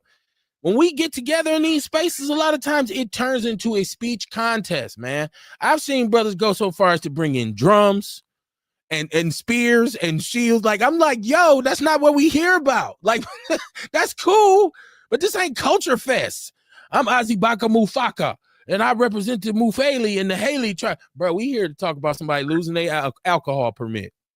I just don't like the fact that people. I don't like the fact that our own people attack our community. I don't like that. Well, is hitting them with the truth attacking them? No, I don't believe it's the truth. What's your truth? Yeah, hold on. Wait a minute. Are we the ones attacking the community, or are them niggas that's out there killing people in the community attacking the community? Who we talking about attacking the community? I believe black people are attacking our own community. So, but that's what I'm saying. But like, who are you talking about? Are you saying we attacking our community? Not us as Outlaw Radio, but I'm just saying black people in general. And I really definitely. And that's why. But you're right. But that's why I say the only people that's really causing harm to the community is the people that's in survival mode, fam. The people that's poor, the people that's hungry, the people that's trying to eat. That's who you talking about. That's attacking the community. Because the niggas that got money ain't tripping. No, they locking their shit up. Let me get to the chat room. Vince Tony, how you doing, my brother? Sorry to get, I'm a little late on the chat room, y'all. I'm gonna catch it up. Vince says drug addicted and alcoholic parents and domestic violence and smoking marijuana in the presence of children. Most kids, parents are self-medicating with their children. I can't say most. I don't believe most parents are smoking weed with their kids. Of course it happens. I was smoking weed before I had kids. So what was I doing then? Just saying. I'm just saying, but once again, the 100% rule is in effect. I think that's an assumption that most young black parents now are just fucking horrible. And I don't think, because they're dealing with some shit that takes dealing with. Once again, keep in mind, we live in a city where there's a thing called the working poor. So you have some adults who are working 2 jobs and still living below the poverty line. And they're doing that because they're like, I'm doing my best to put a roof over your head and put some food in your stomach. That means I can't be here all the time. And these kids, instead of them saying, you know what, I respect mom's sacrifice. Nah, man, I'm finna go out. Shit, I ain't got no daddy. Like those excuses that we make, that enabling that we give them. You ain't got no father. No wonder you misguided. Bullshit. Now, I'm not discounting the importance of a father in a kid's life. I'm just saying that doesn't mean, hey, man, your daddy ain't around, you ain't shit. You're going to be a loser. Come on, man. That's pre-programming. Let me get to Mama Jenkins. She said, yes, I do understand that the crack epidemic was well and kicking when you came up. I'm sure your mother and I are about the same age. And thank that old senile bastard by the name of Ronald Reagan for that bullshit. Let me finish reading Mama Jenkins' comments. She said crack was a cheap source of drugs and was easily accessible. I call it the lose everything drug. I named it that because most of the time that I knew, the people that I knew that used it lost everything for a quick high. Many of the folks I know, including family, lost it all. Let me see who's next. And I agree with that. I talk all the time about literally watching our city change. I literally sat and watched everything in this community change. Morally, your innocence was robbed from you. If you grew up in our generation, you lost your innocence once the crack game came, because you start to see your homeboy's mama strung out. You start to see his auntie, his sister strung out. You start to see here, hey man, she out here sucking dick for crack. What? I'm a little kid. What that mean? What that mean? No, this what I'm telling you is how it stripped us of, and as little kids, everything shifted for us. It wasn't like, because we went from like 75 to 85, them first 10 years, it was like traditional black community. We had this thriving middle class. There was 2-parent households, at least in my neighborhood. It's a beautiful experience. And then in 1985, it said from here on out, you got to get it how you live. So by the time I was 15, it was like shit. It wasn't nothing. It wasn't nothing to hear guns, semi-automatic guns going off all night. It wasn't nothing to turn on the news and say, oh man, 3 dudes got murdered and sitting in the car tonight. Apparently it's a drug deal going wrong. You start to see that every day. And it was like, oh, that's just how shit is now. Let me get to Carrie Walker. Shout out to Carrie Walker Jones in the chat room. She said, empty stomachs and idle hands. Young women having keep a nigga babies. Ooh, keep a nigga babies. And not mothering them, having more than they can take care of. Earl Henning said, PWK, people with kids. Vince Tony said, I'm saying children, kids, parents, not parents who had children as adults. Hold on. Let me read that again. I'm saying children, parents, young parents, not parents who had children as adults. Well, I mean, there's success stories with teenage mothers that raised. I was just watching Ray Lewis talking about his mother was 15, 16 when she had him. Like I've seen so many stories of single mothers who were able to raise a kid who said, Mama, I'm gonna make sure that you don't have to struggle no more. You know what I'm saying? Like, but I'm not saying that to disagree with you, Vince. I do agree that some of our young kids need parents. So now we just put a problem on the board, right? Y'all, can we all agree that we just wrote a problem on the board, right? Young parents, teenage parents who are not able to parent, right? That's up here, right? So what you do is you move from there to solution and say, so what do we do to combat this? We need to create situations where young parents can get some help. There should be well, they young got fatherhood. parenting classes, Kev, Do they? I don't. out here in the West. Where they at? Well, Yeah, I don't know. they In do have Milwaukee, I don't know where you can go as a young man and get some fatherhood. Like, man, I'm about to have a baby. But I'm out 16. here in the West, man, they do got parenting classes, man. I know that, man. You know what I'm saying? Programmed are they marketed to young teen parents? Yes, sir, they are. Okay. Yes, we don't have that here that I know of. Okay, and then keep in mind, man, then you got to look at this damn idiot box, man, that programs us to hate ourselves. You see what I'm saying? Like when Hollywood goes out here and makes these movies, they always want to show our women going out there being ratchet and stuff like that, but they don't want to show the strong black mothers and what have you, or the strong black actors that you had like the Cicely Tysons and what have you, who refused to play in them damn black exploitation films. And keep in mind, the black exploitation films like Coffee, the Mac, and all that bullshit, that saved Hollywood.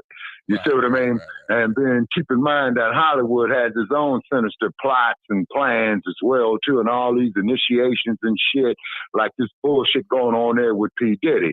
And the only thing I'm going to say is it's looking bad for Mr. Combs, but I'm not passing no judgment on Mr. Combs until they submitted all the evidence. They're doing a good job on proving a RICO Act. So far, we just know Diddy's a nasty motherfucker who has some fucked up ways. Okay, yeah, what you did. I still don't see RICO. I still don't see RICO. I don't see a national conspiracy to commit crime. Like, you think about they killed the mafia and organized crime with the RICO Act. They found this brother with some baby oil, right? Like, like, come on. Like, no, that once again, we judge our morals. Oh, he nasty, and I'm with you. Hey, he did what? Yeah. But that doesn't mean there's a RICO Act. Now, once again, since you brought up P. Diddy, first of all, let me get to the chat room. Ace Cooley's in there. He is free. He said, yes, we were flooded with drugs by the CIA, hence our government. But so I want like with Diddy, the whole thing is this. Okay.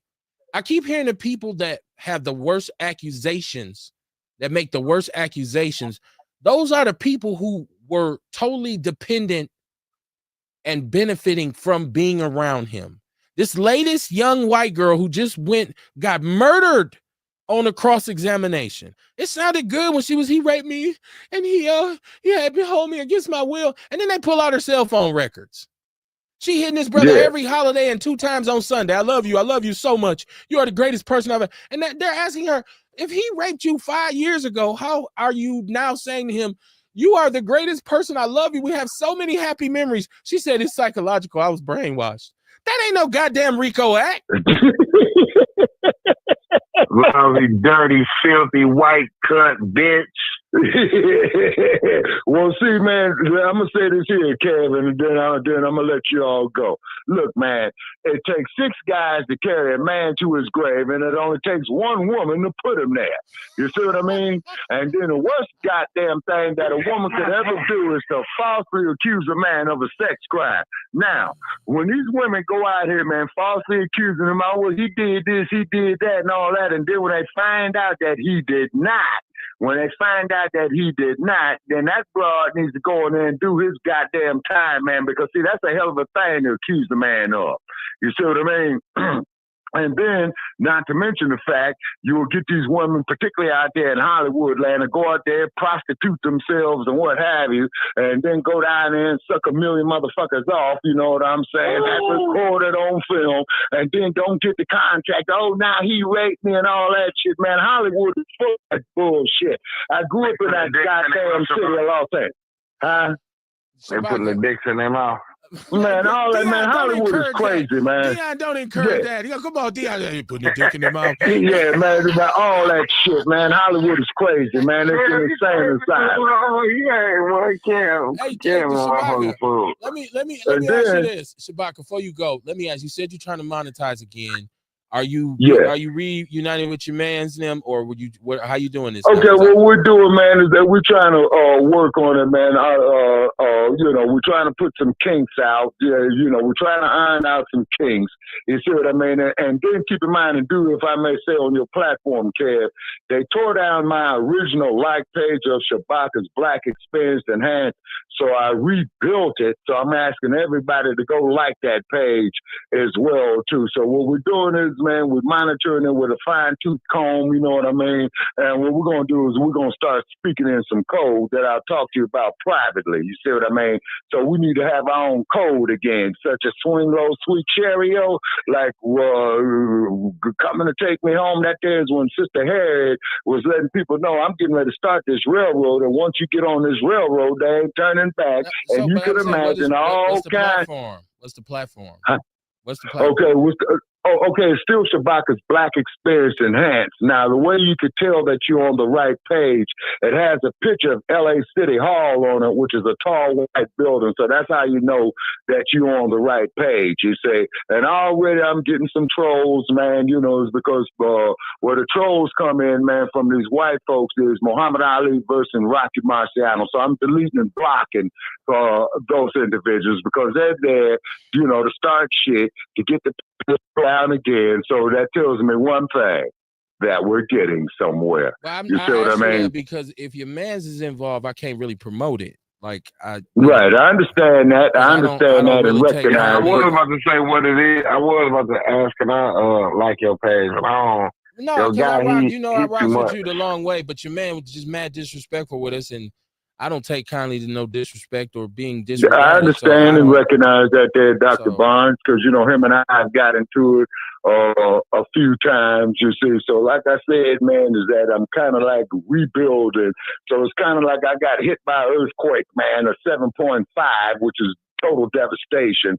So I'm going through the rubble, man, trying to get it back up. But I do understand, you know, where you're coming from on that, you know, and I try to talk to him, you know what I'm saying? If he's receptive to it. I don't, you know what? I don't even. There's no. There's no desire to reconcile with him. Okay.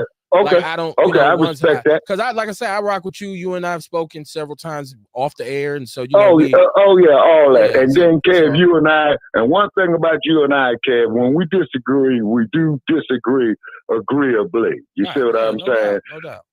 So and then also too, what I'm gonna say here, man, pass on down to the generations after me, man. On my material that you see up there on social media, to quote an Asian guy, take what is useful, leave what is useless. You see what I'm saying? And then when Shabaka check out, man, hey, may the ancestors welcome him with open arms, you know what I'm saying? But hey, Shabaka, you was wrong on this. I got this, that, there, you know, the kind of man what you're saying. I'll check it out, man. And then if I'm wrong, I'll acknowledge it. You see what I'm saying? But that shit that's going on out there in Hollywood, hey, it's a beautiful city. You know, like when Kamal was out there and he said it was out of sight. Yeah, it is. But keep in mind, folks, that city is deadly as it is beautiful. So please keep that in mind, you know, when our people go out there. And it's out of sight. And most definitely, man, go check out, you know, the Pacific Ocean and what have you. I used to go there as a little kid, man. You know what I mean? And if you ever get a chance to shoot up there, man, like Tupac said, to the Bay Area and back down, definitely check out Panther Town. You know what I mean? Definitely check it out and feel the vibe. Because keep in mind, man, that a lot of those individuals and a lot of our people in the civil rights movement with Harriet Tubman, a lot of them made the ultimate sacrifice, brothers, you know, so we can all be here. You see what I mean? And then upon my eventual transition, I got fewer tomorrows than yesterdays. And in my material, take what is useful, leave what is useless. There we go. You know, yeah, and if that didn't make sense, you know what I'm saying? But keep on doing what you're doing, Kevin, Outlaws. I'm always checking out the Outlaws. But y'all, if you want to see some real outlaws, you need to come out here to the Wild Wild West. Oh, okay. All right. Yeah. Duly noted. All right. Yes, sir. Right. Okay. Peace so y'all out, take care, man. Yes, sir. Okay, I'm out. Okay. Right. Mm-hmm. While we here, I want y'all to check out my cousin's book. I might as well keep saying this. My cousin Breon Worthy just wrote this book. It's called Your Mindset is Your Greatest Liability. It's a coupon for this book, Outlaw Radio coupon. You get 15% off the purchase of it on my Facebook page. It's pinned, so all you got to do is just go to my Facebook page. The first thing you're going to see is the code for this.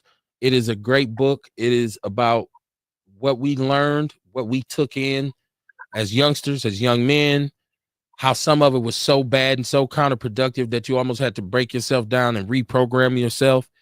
It talks about the influence of rap music. It talks about It talks about all of the individual influence of whether he was a drug dealer, whether he was a pimp, whether he was a thief. Like, you know, it's in these books and it's all real. And I know this brother, this is my family, so I know he really grew up in this. But check out his book, man. Your mindset is your greatest liability, man. Y'all check it out. I'm going to the chat room. I love my chat room, man. I love my chat room. Who is this? This is Mama Jenkins. She said, "Don't forget about the Sade Robinson trial." Yeah, we talked about that the other night. In the beginning of the proceedings, there was this kind of, I saw that the media was trying to create a false narrative, or they were trying to, I don't know, like skew the results, right, or skew the research, because there was all off top. There was, well, there's no murder. I mean, there's no weapon and there's no murder scene, right? When you have cell phone records, when you have surveillance video, when you have witnesses who saw him taking her, as bad as it sounds, her body parts and spreading them everywhere. It's just like, you know, the other side to create confusion to say, but there's no weapon, right? Like, come on. So yeah, that's ongoing. They're going, the trial is going as we speak. I'm not up on the day-to-day proceeding. I'm not even up on the day-to-day proceedings of Puffy. I'm so cynical. I only watch after the defense has spoken. Like, I just love cross-examination. So like, I don't even usually watch the prosecutors.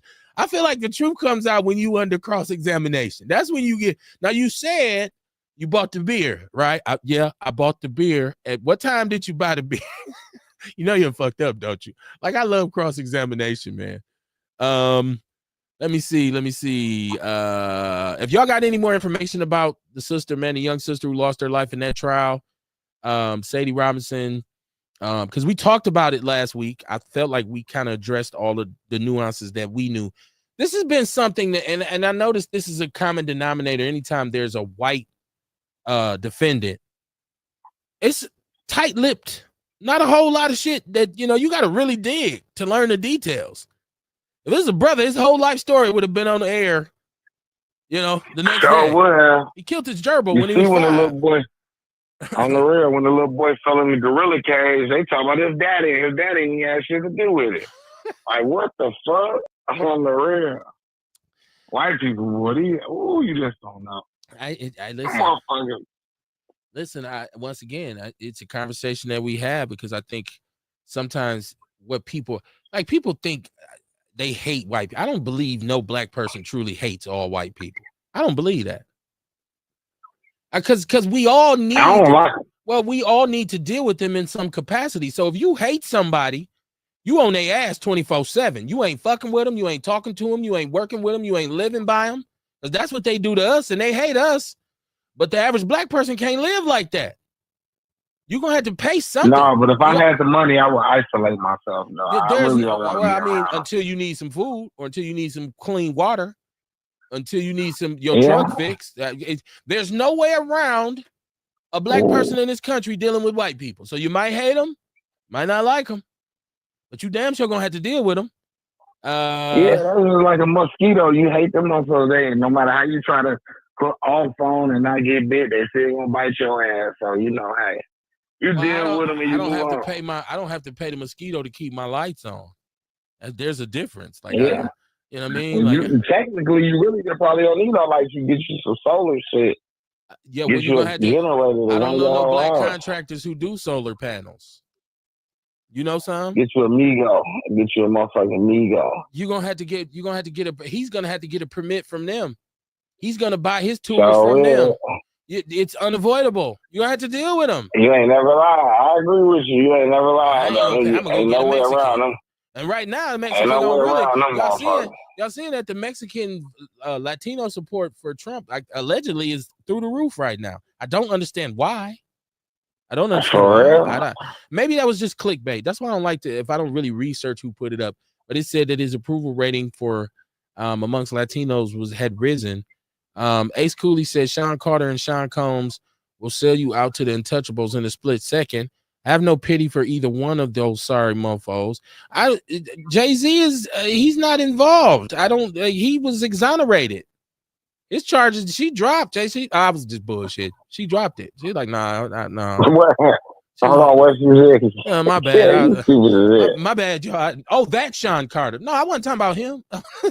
Talking about another Sean Carter. So now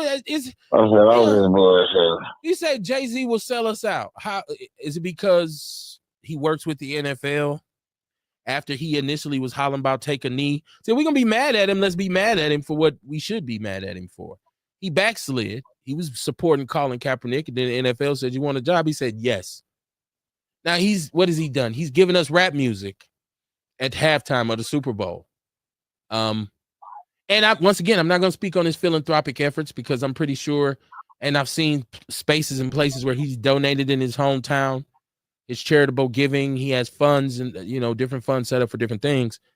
But I think, the backsliding on the NFL and not supporting Brother Colin. But then also, if you think about what his music actually mostly was about when he was at his peak, what was it about? I don't support Colin Kaepernick, though. Well, I fuck Colin Kaepernick. You got the right to say that. I support him, and I think what the NFL done to him was absolutely criminal. Because was that really his focus though when he kneeled was about the unfair treatment of black people? Well, why would you was say? That really why would you say it's not? Why would you say? What makes you say nah? He wasn't sincere. Why? From other sources that I heard. They said that his career was ailing and, he wanted to draw some attention to himself. Actually, from a person who watches football and follows the game very closely, that is inaccurate. What happened to Colin Kaepernick, because let's keep in mind, he won a lot of games. He came here to Green Bay and beat the shit out the Packers. They went to the Super Bowl. And as what happens in the NFL is, you might have a great season. You might be rolling for a minute. But they're all professionals. They're all on scholarship. They'll figure out a way to get to you. And he got beat up. His body was pounded. He was hurt. He came back from injury. He actually led them to a bunch of wins, and then they got rid of him. So when people say his career was over, that's not accurate. That's not accurate at all. From a football perspective, that's not accurate. He was actually recovering. He got to the point where he couldn't play. He's so beat up. While we talking about football, what's that boy named? Travis Hunter, I think. His goof ass and Deion Sanders' son damn being blackballed. You know what I'm saying? Like Travis Hunter, I know he's not being blackballed. He just goofy as a motherfucker. But they said that Deion Sanders' son was a better athlete than him, and he got like a garbage ass contract. But Travis Hunter got like a $30 million contract. Well, that's because first of all, Shador fell in the draft. That's what happens in the draft.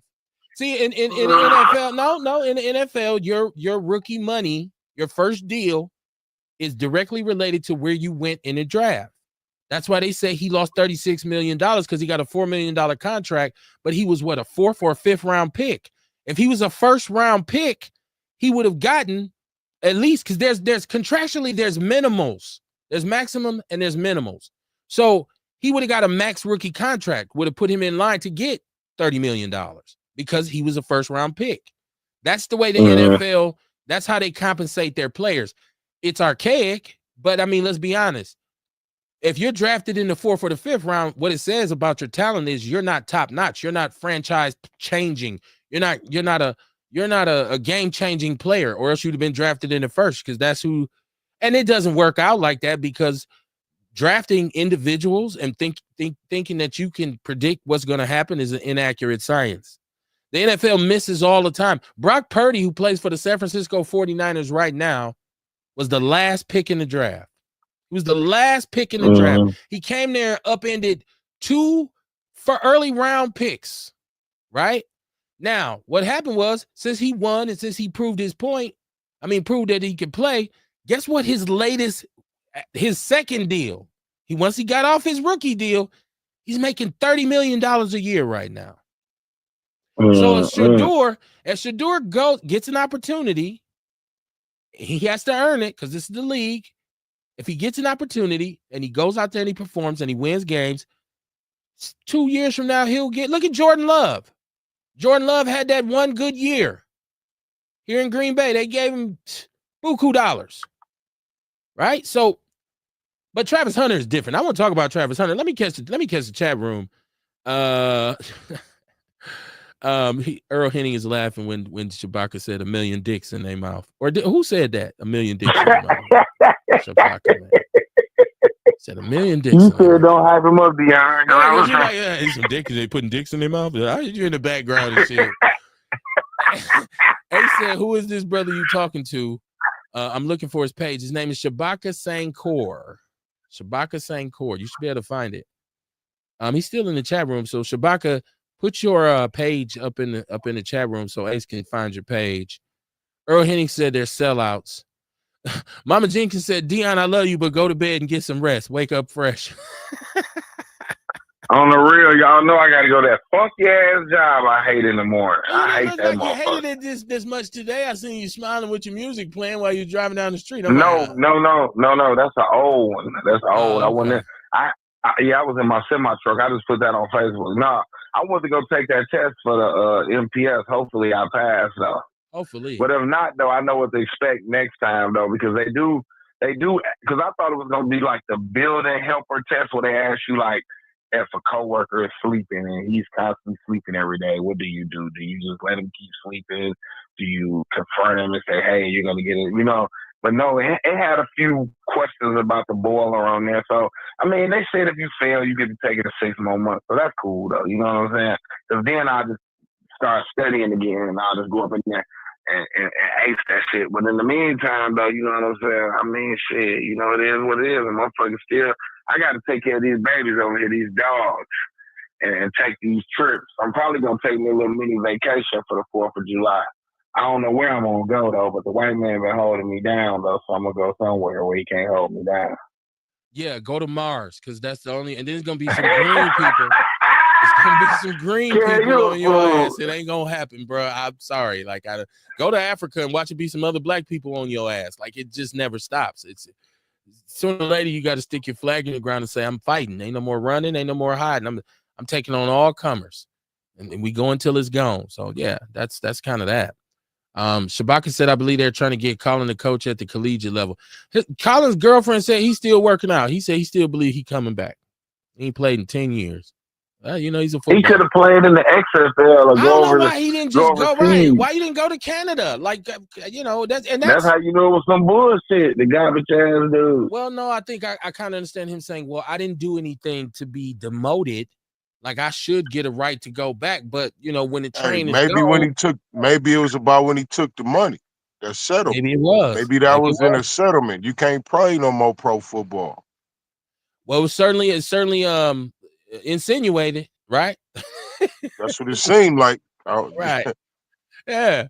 Like, you know, what we tell you when we gave that goddamn check, right? Like, and I don't know. I think he should do something now to give back. I mean, I don't think he's poor. I don't think he's short of money, but I understand he's like, man, that was my dream. That was my mission. That was my passion. I worked so hard to get there. And to have them take it from me but it was also very asinine of the NFL to allow Tim Tebow to do it and praise him. He's so wholesome. He's religious. He was a Christian. And then get mad at Colin Kaepernick because he did it and say, oh, he's disrespecting the flag because he was making now his explanation was that he was making a statement regarding the way our lives are being just taken egregiously. And the careless nature of nobody ever gets convicted of it. And, you know, and then what happens right behind that? Like George Floyd and all these different kind of things where the NFL went to putting in racism, which they have quit, by the way. They've stopped. Trump made sure they stopped that shit. They was on this whole thing. We wear shoes to promote these social organizations. You know, that's all. You just saying what he said was true. So why can't he play fucking football? Like, you know, it's a twisted kind of thing. Who's this in the chat room? This is Ace. He said, and a pedophile dating. Oh, he's going in on Jay-Z. Ace doesn't like Jay-Z. So let me get him. He's saying Jay-Z done burned a lot of black artists like DMX. He burned Dame Dash with the whole Rockefeller. It said that he had something to do with drugging Aaliyah and all the plane crash. He's a cut. How did the plane crash? Because it had too much weight on it. How did he drug? He drugged Aaliyah. She was a passenger. Is that why they said she was asleep? She never woke up because Jay-Z had her high. And how did he burn DMX? DMX first 3 albums went platinum. He was in movies. DMX had the world by the balls. Crack burned DMX. And I'm not trying to say that to be funny or make fun of his addiction. His own demons burned him. I mean, he died from a drug overdose. That's what they say. Man, it's true. Fentanyl, bro. Like Right. DMX crossed over to the movie. It wasn't even about music no more. That man fucked his whole family off. And if you listen to some of the stories that they told about DMX and that how much of a hold his addiction had on him, it's sad. You're like, damn, that's messed up. Like, but I don't know if it's a business thing that you know about that Jay-Z did to DMX. I know they toured together. I know they did music together. So I don't know. And Jay-Z wasn't the president of Def Jam when DMX popped first. He was still an artist himself. So I don't know, how did he do it? And then he said, as far as Dame Dash goes, I think he did play Dame Dash false. Like, I think that was bogus of him. But if you hear about Dame Dash's nature and how arrogant and cocky he was and how hard to deal with he was, and then there's some talk of, some moves that Dame made that Jay didn't like about, Cameron's going to be the vice president now because we both from Harlem. And so there's ins and outs of this thing. I don't know. I think Jay-Z, how do you break business like that, though? It's always going to be, and Dame got paid. He got money out of it. Jay-Z said it best. Motherfuckers saying they made Hove, so make another Hove, right? If you created me and you made me into who I am, then go get another one and keep rolling. Because I'm done letting you use me. I'm not the biggest Jay-Z fan, but people, he's Illuminati, and it's like, oh, okay, well, shit. He looked just like a businessman to me, which is cold, cruel, and calculating. Ace Cooley said, and a pedophile dating Foxy Brown at 16, and he's in his late 20s. I just watched something on YouTube the other night talking about he was 30-something when Beyonce was 19 and this kind of thing. There may be some truth to that. What is Foxy saying? Is Foxy gonna come out now and say, yeah? Beyonce wanted that meat, though. Well, I don't know, Dion. I don't know about her wanting his meat. I don't know. This, you know what I'm saying? Once again, we put our mouth in people's business sometimes. Ace, I'm not saying this is what you're doing, but a lot of times speculation and rumors, and I used to get on him hard about No Diddy about the when he wore the shirt. The do as thou wilt, the Aleister Crowley thing. And people used to be like, oh, Kev, you don't know. That was my criticism of him. Like, why you got that on, bro? And I know you know what it means. Are you a satanic? But then why do people like 666 Mafia? And they're saying, no, we wasn't devil work. And you got old group members saying that we absolutely did. We absolutely were basing a lot of things on Satanism. The name of the group is 666 Mafia. Come on, son. But people want to bump that shit. I didn't like 666 back in the days because they talked about tooting cocaine and all this kind of shit. I wasn't into that. That's what they did in Memphis, though. I wasn't into it, so I don't give them as much credit. Like people say, we used to bump to tear the club up, thugs. I wasn't bumping that shit. I was riding in a Cadillac playing some player shit. I wasn't. They say everybody got their nose dirty once or twice. That is absolutely not true. My nose is as virgin as they come. Absolutely not true. Absolutely not true. Not true at all. Hey, you know how motherfuckers be talking in here and throw something up in there and I'm like, yeah, man.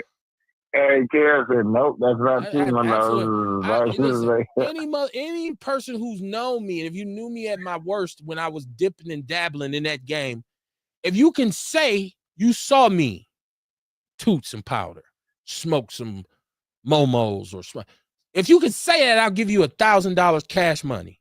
I'll do a written contract that I will give you $1,000. It's never happened. Never happened. And I done cut all night long. I done cooked. I done bagged. Never, ever, never happened. So when people say, "Oh, I've done that one," no, it's like people say, "Everybody done been burnt." Speak for yourself, player. Hey, everybody done had claps one time. That's not true. They call it the clap. Goddamn, my nigga said the clap. Shabaka's Black Experience Enhanced is his page, Ace. Shabaka's Black Experience Enhanced, like his page on Facebook. He said, please check Ibrahim Traore. I don't know how you say that. Ibrahim Traore. Earl Henning says, you cannot fuck with the Shield. Okay. He says, Ace Cooley says, niggas don't look like no business. He looks like a gay artist. Why does he look like a gay artist? Who? Jay-Z. I haven't seen him wear any female clothes. People say he's trying to look like Basquiat. Basquiat was gay. I don't. Is there any? Dude hate Jigga. Yeah, he hate. Obviously, he does. He doesn't like Jay-Z. I don't know. Let me see. Shit, I'm about to slide on up. You supposed to been gone. I didn't know you were still here. That motherfucker gonna say he finna hang up and then stay on the line and then be like, one more thing I gotta say. Man, be quick and go to bed, man. What you got to say, Dion? What's the name of that? The Tiny Desk. Did you see E40 on the Tiny Desk? I haven't watched E40s yet. I saw him doing Sprinkle Me. I haven't watched it yet, though. I'm going to check it out. Yeah, it was good, man. It was good. I be hating to leave y'all, man, because, you know, you'll fuck around on be here Wednesday, then fuck around on be here Monday, then never know. It be so much shit in past, and then, you know, I miss coming from Oshkosh talking to niggas on the highway, but I do got to go to sleep, man, because I got to get up in a little bit, though, man. But love y'all. Love the Outlaw family. Ms. Jenkins, yes, man. I'm about to go to bed. Bull, you stay safe down there, man. I don't know when you coming back, but whenever you do, make a safe trip back, Kev. You be safe, man. And, you know, I'll holler at y'all Wednesday, man. Love, bro. All right. Peace, peace, peace. Carrie Walker Jones yes, in the chat room. She said that's a lie. Which one's a lie, sister? Which one's a lie? Which one about Jay-Z? Which one is a lie? I think she's talking about Jay-Z. DeVille Willis is laughing. He said, Nose is a virgin. LOL. I ain't never did that. I've never done it. Nobody could even convince me to do it. And I've had homeboys who did it. Like, you know what I mean? And they would say, okay, that shit ain't, man, if you don't get that shit out of my face, I'm going to knock that shit on the floor. I saw the damage that it done to my family and a lot of people who I knew. I saw it. I saw it firsthand growing up. And I was like, I you know, for a long time when I was young, because I started way too early drinking and smoking weed, I felt a lot of guilt. When I was young, I felt a lot of guilt that I smoked weed. I remember being 16, 17, saying, man, I can't believe this shit. And I'm loving this shit. Like, I felt a little guilty. I didn't stop me from smoking weed, but I didn't feel guilty. So I wasn't going to add no drugs. Like, I knew homies who would, hey, man, we're going to take these pills. I'm not doing that shit. Like, my guys one time put some hash on the blunt, and we damn near had a fist fight. I thought that shit, I'm like, man, I don't play that shit. Like, I didn't know hash. I didn't know what it was. So they was like, man, it's hash. I'm like, man, what the? They had to really unroll the blunt and show me what it was. Because I was, man, I don't do no other drugs. Like, I'm like, nah. You know what I mean? So I just it's just the way we are in our, and she said, that's a lie. Everybody did. She said, everybody did drugs. Shit. Cocaine? Not me. Never. I said I smoked weed. About a pound. I never did cocaine either. Never. Powder, Momo, nothing. Never ever. Sold a lot of cocaine, but I ain't never did a lot of no cocaine. I have brokered some deals, Kumar. Right. Never tried it. Never, ever. I've made my share of transactions. And I've never inhaled none in any shape, form, or fashion.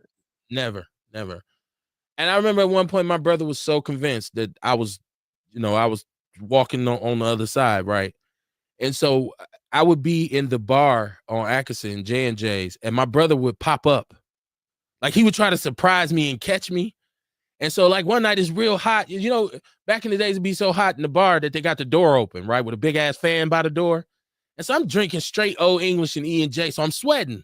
Oh, my brother come through the door. Got your ass. Look how you sweating. Look at you. I'm like, dude, look at what the fuck I'm drinking. Like, there's no AC in here. And he sat there for a minute, was just kind of watching me. Then he left like, yeah, I'm going to catch your ass. No, you're not. because I don't do that shit. So, you know, never. And anybody who ever did it, that's whatever, you know, to each his own. I just was one who was just not going to do that. I just wasn't. And I never felt so down or so depressed that I needed to. Like I said, I felt bad enough being a young teenager that I was drinking 40 ounces and smoking blunts, and I was like 16 years old.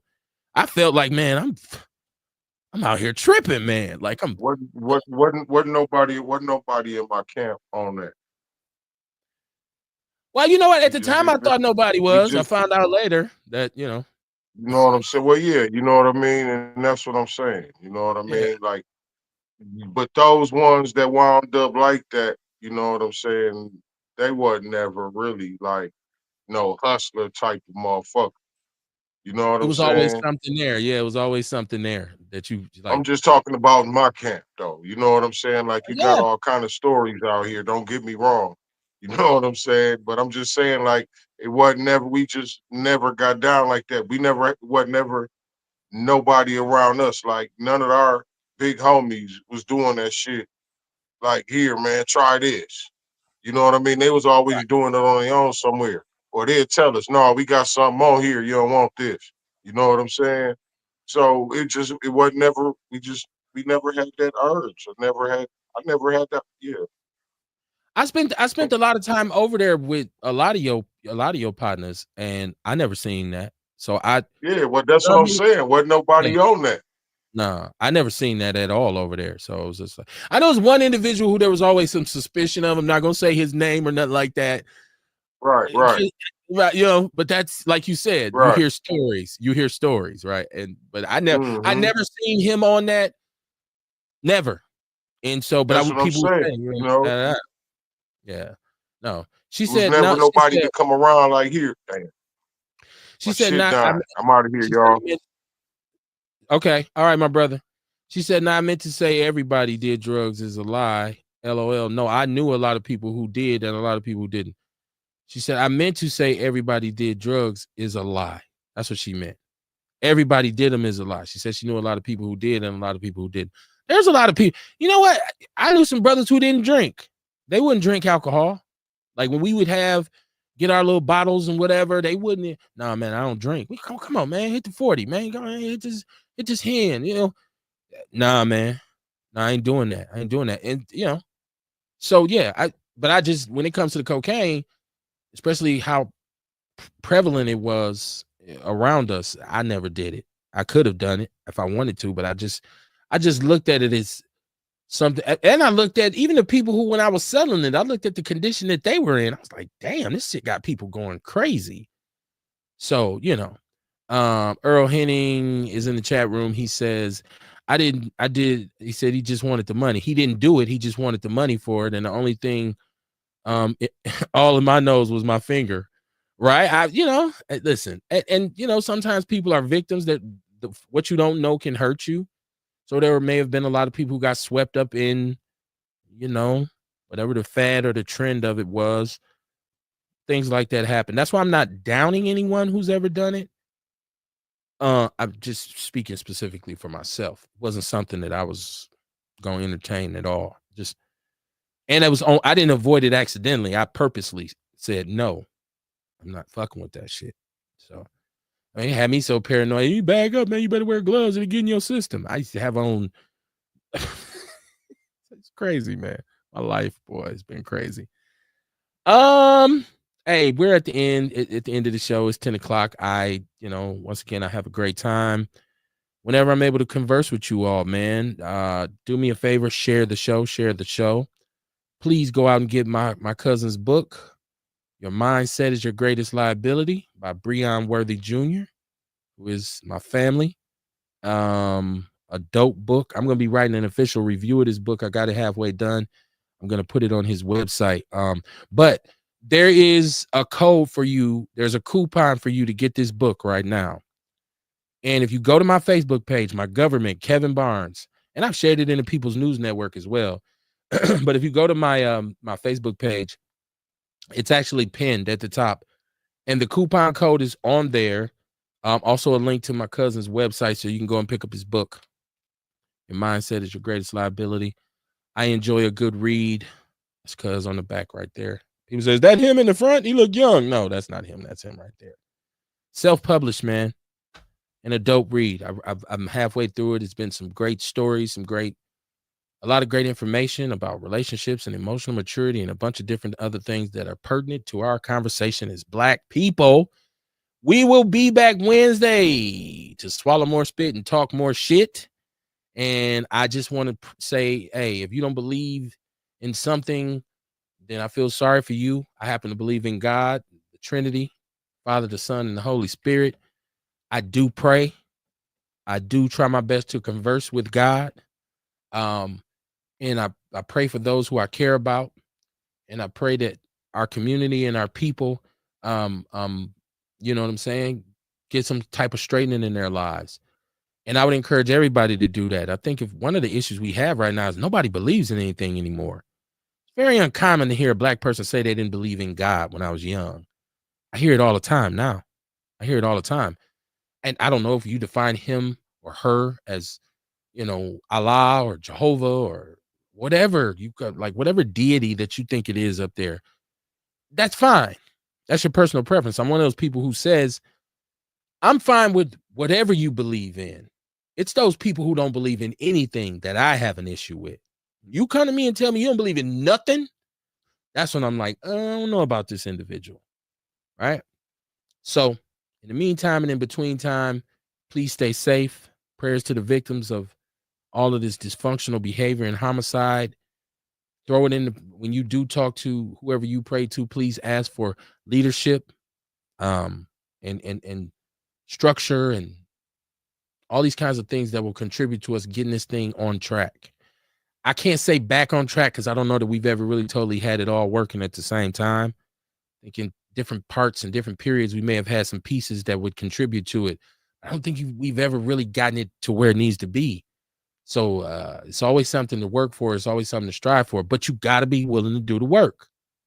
You cannot be a person who's always talking about this, always talking about that, but never does anything, right? So they say, or the great Willie D says, if your criticism of the community outweighs your contribution, you're probably a coon. I'll see y'all on Wednesday, man. Peace and love.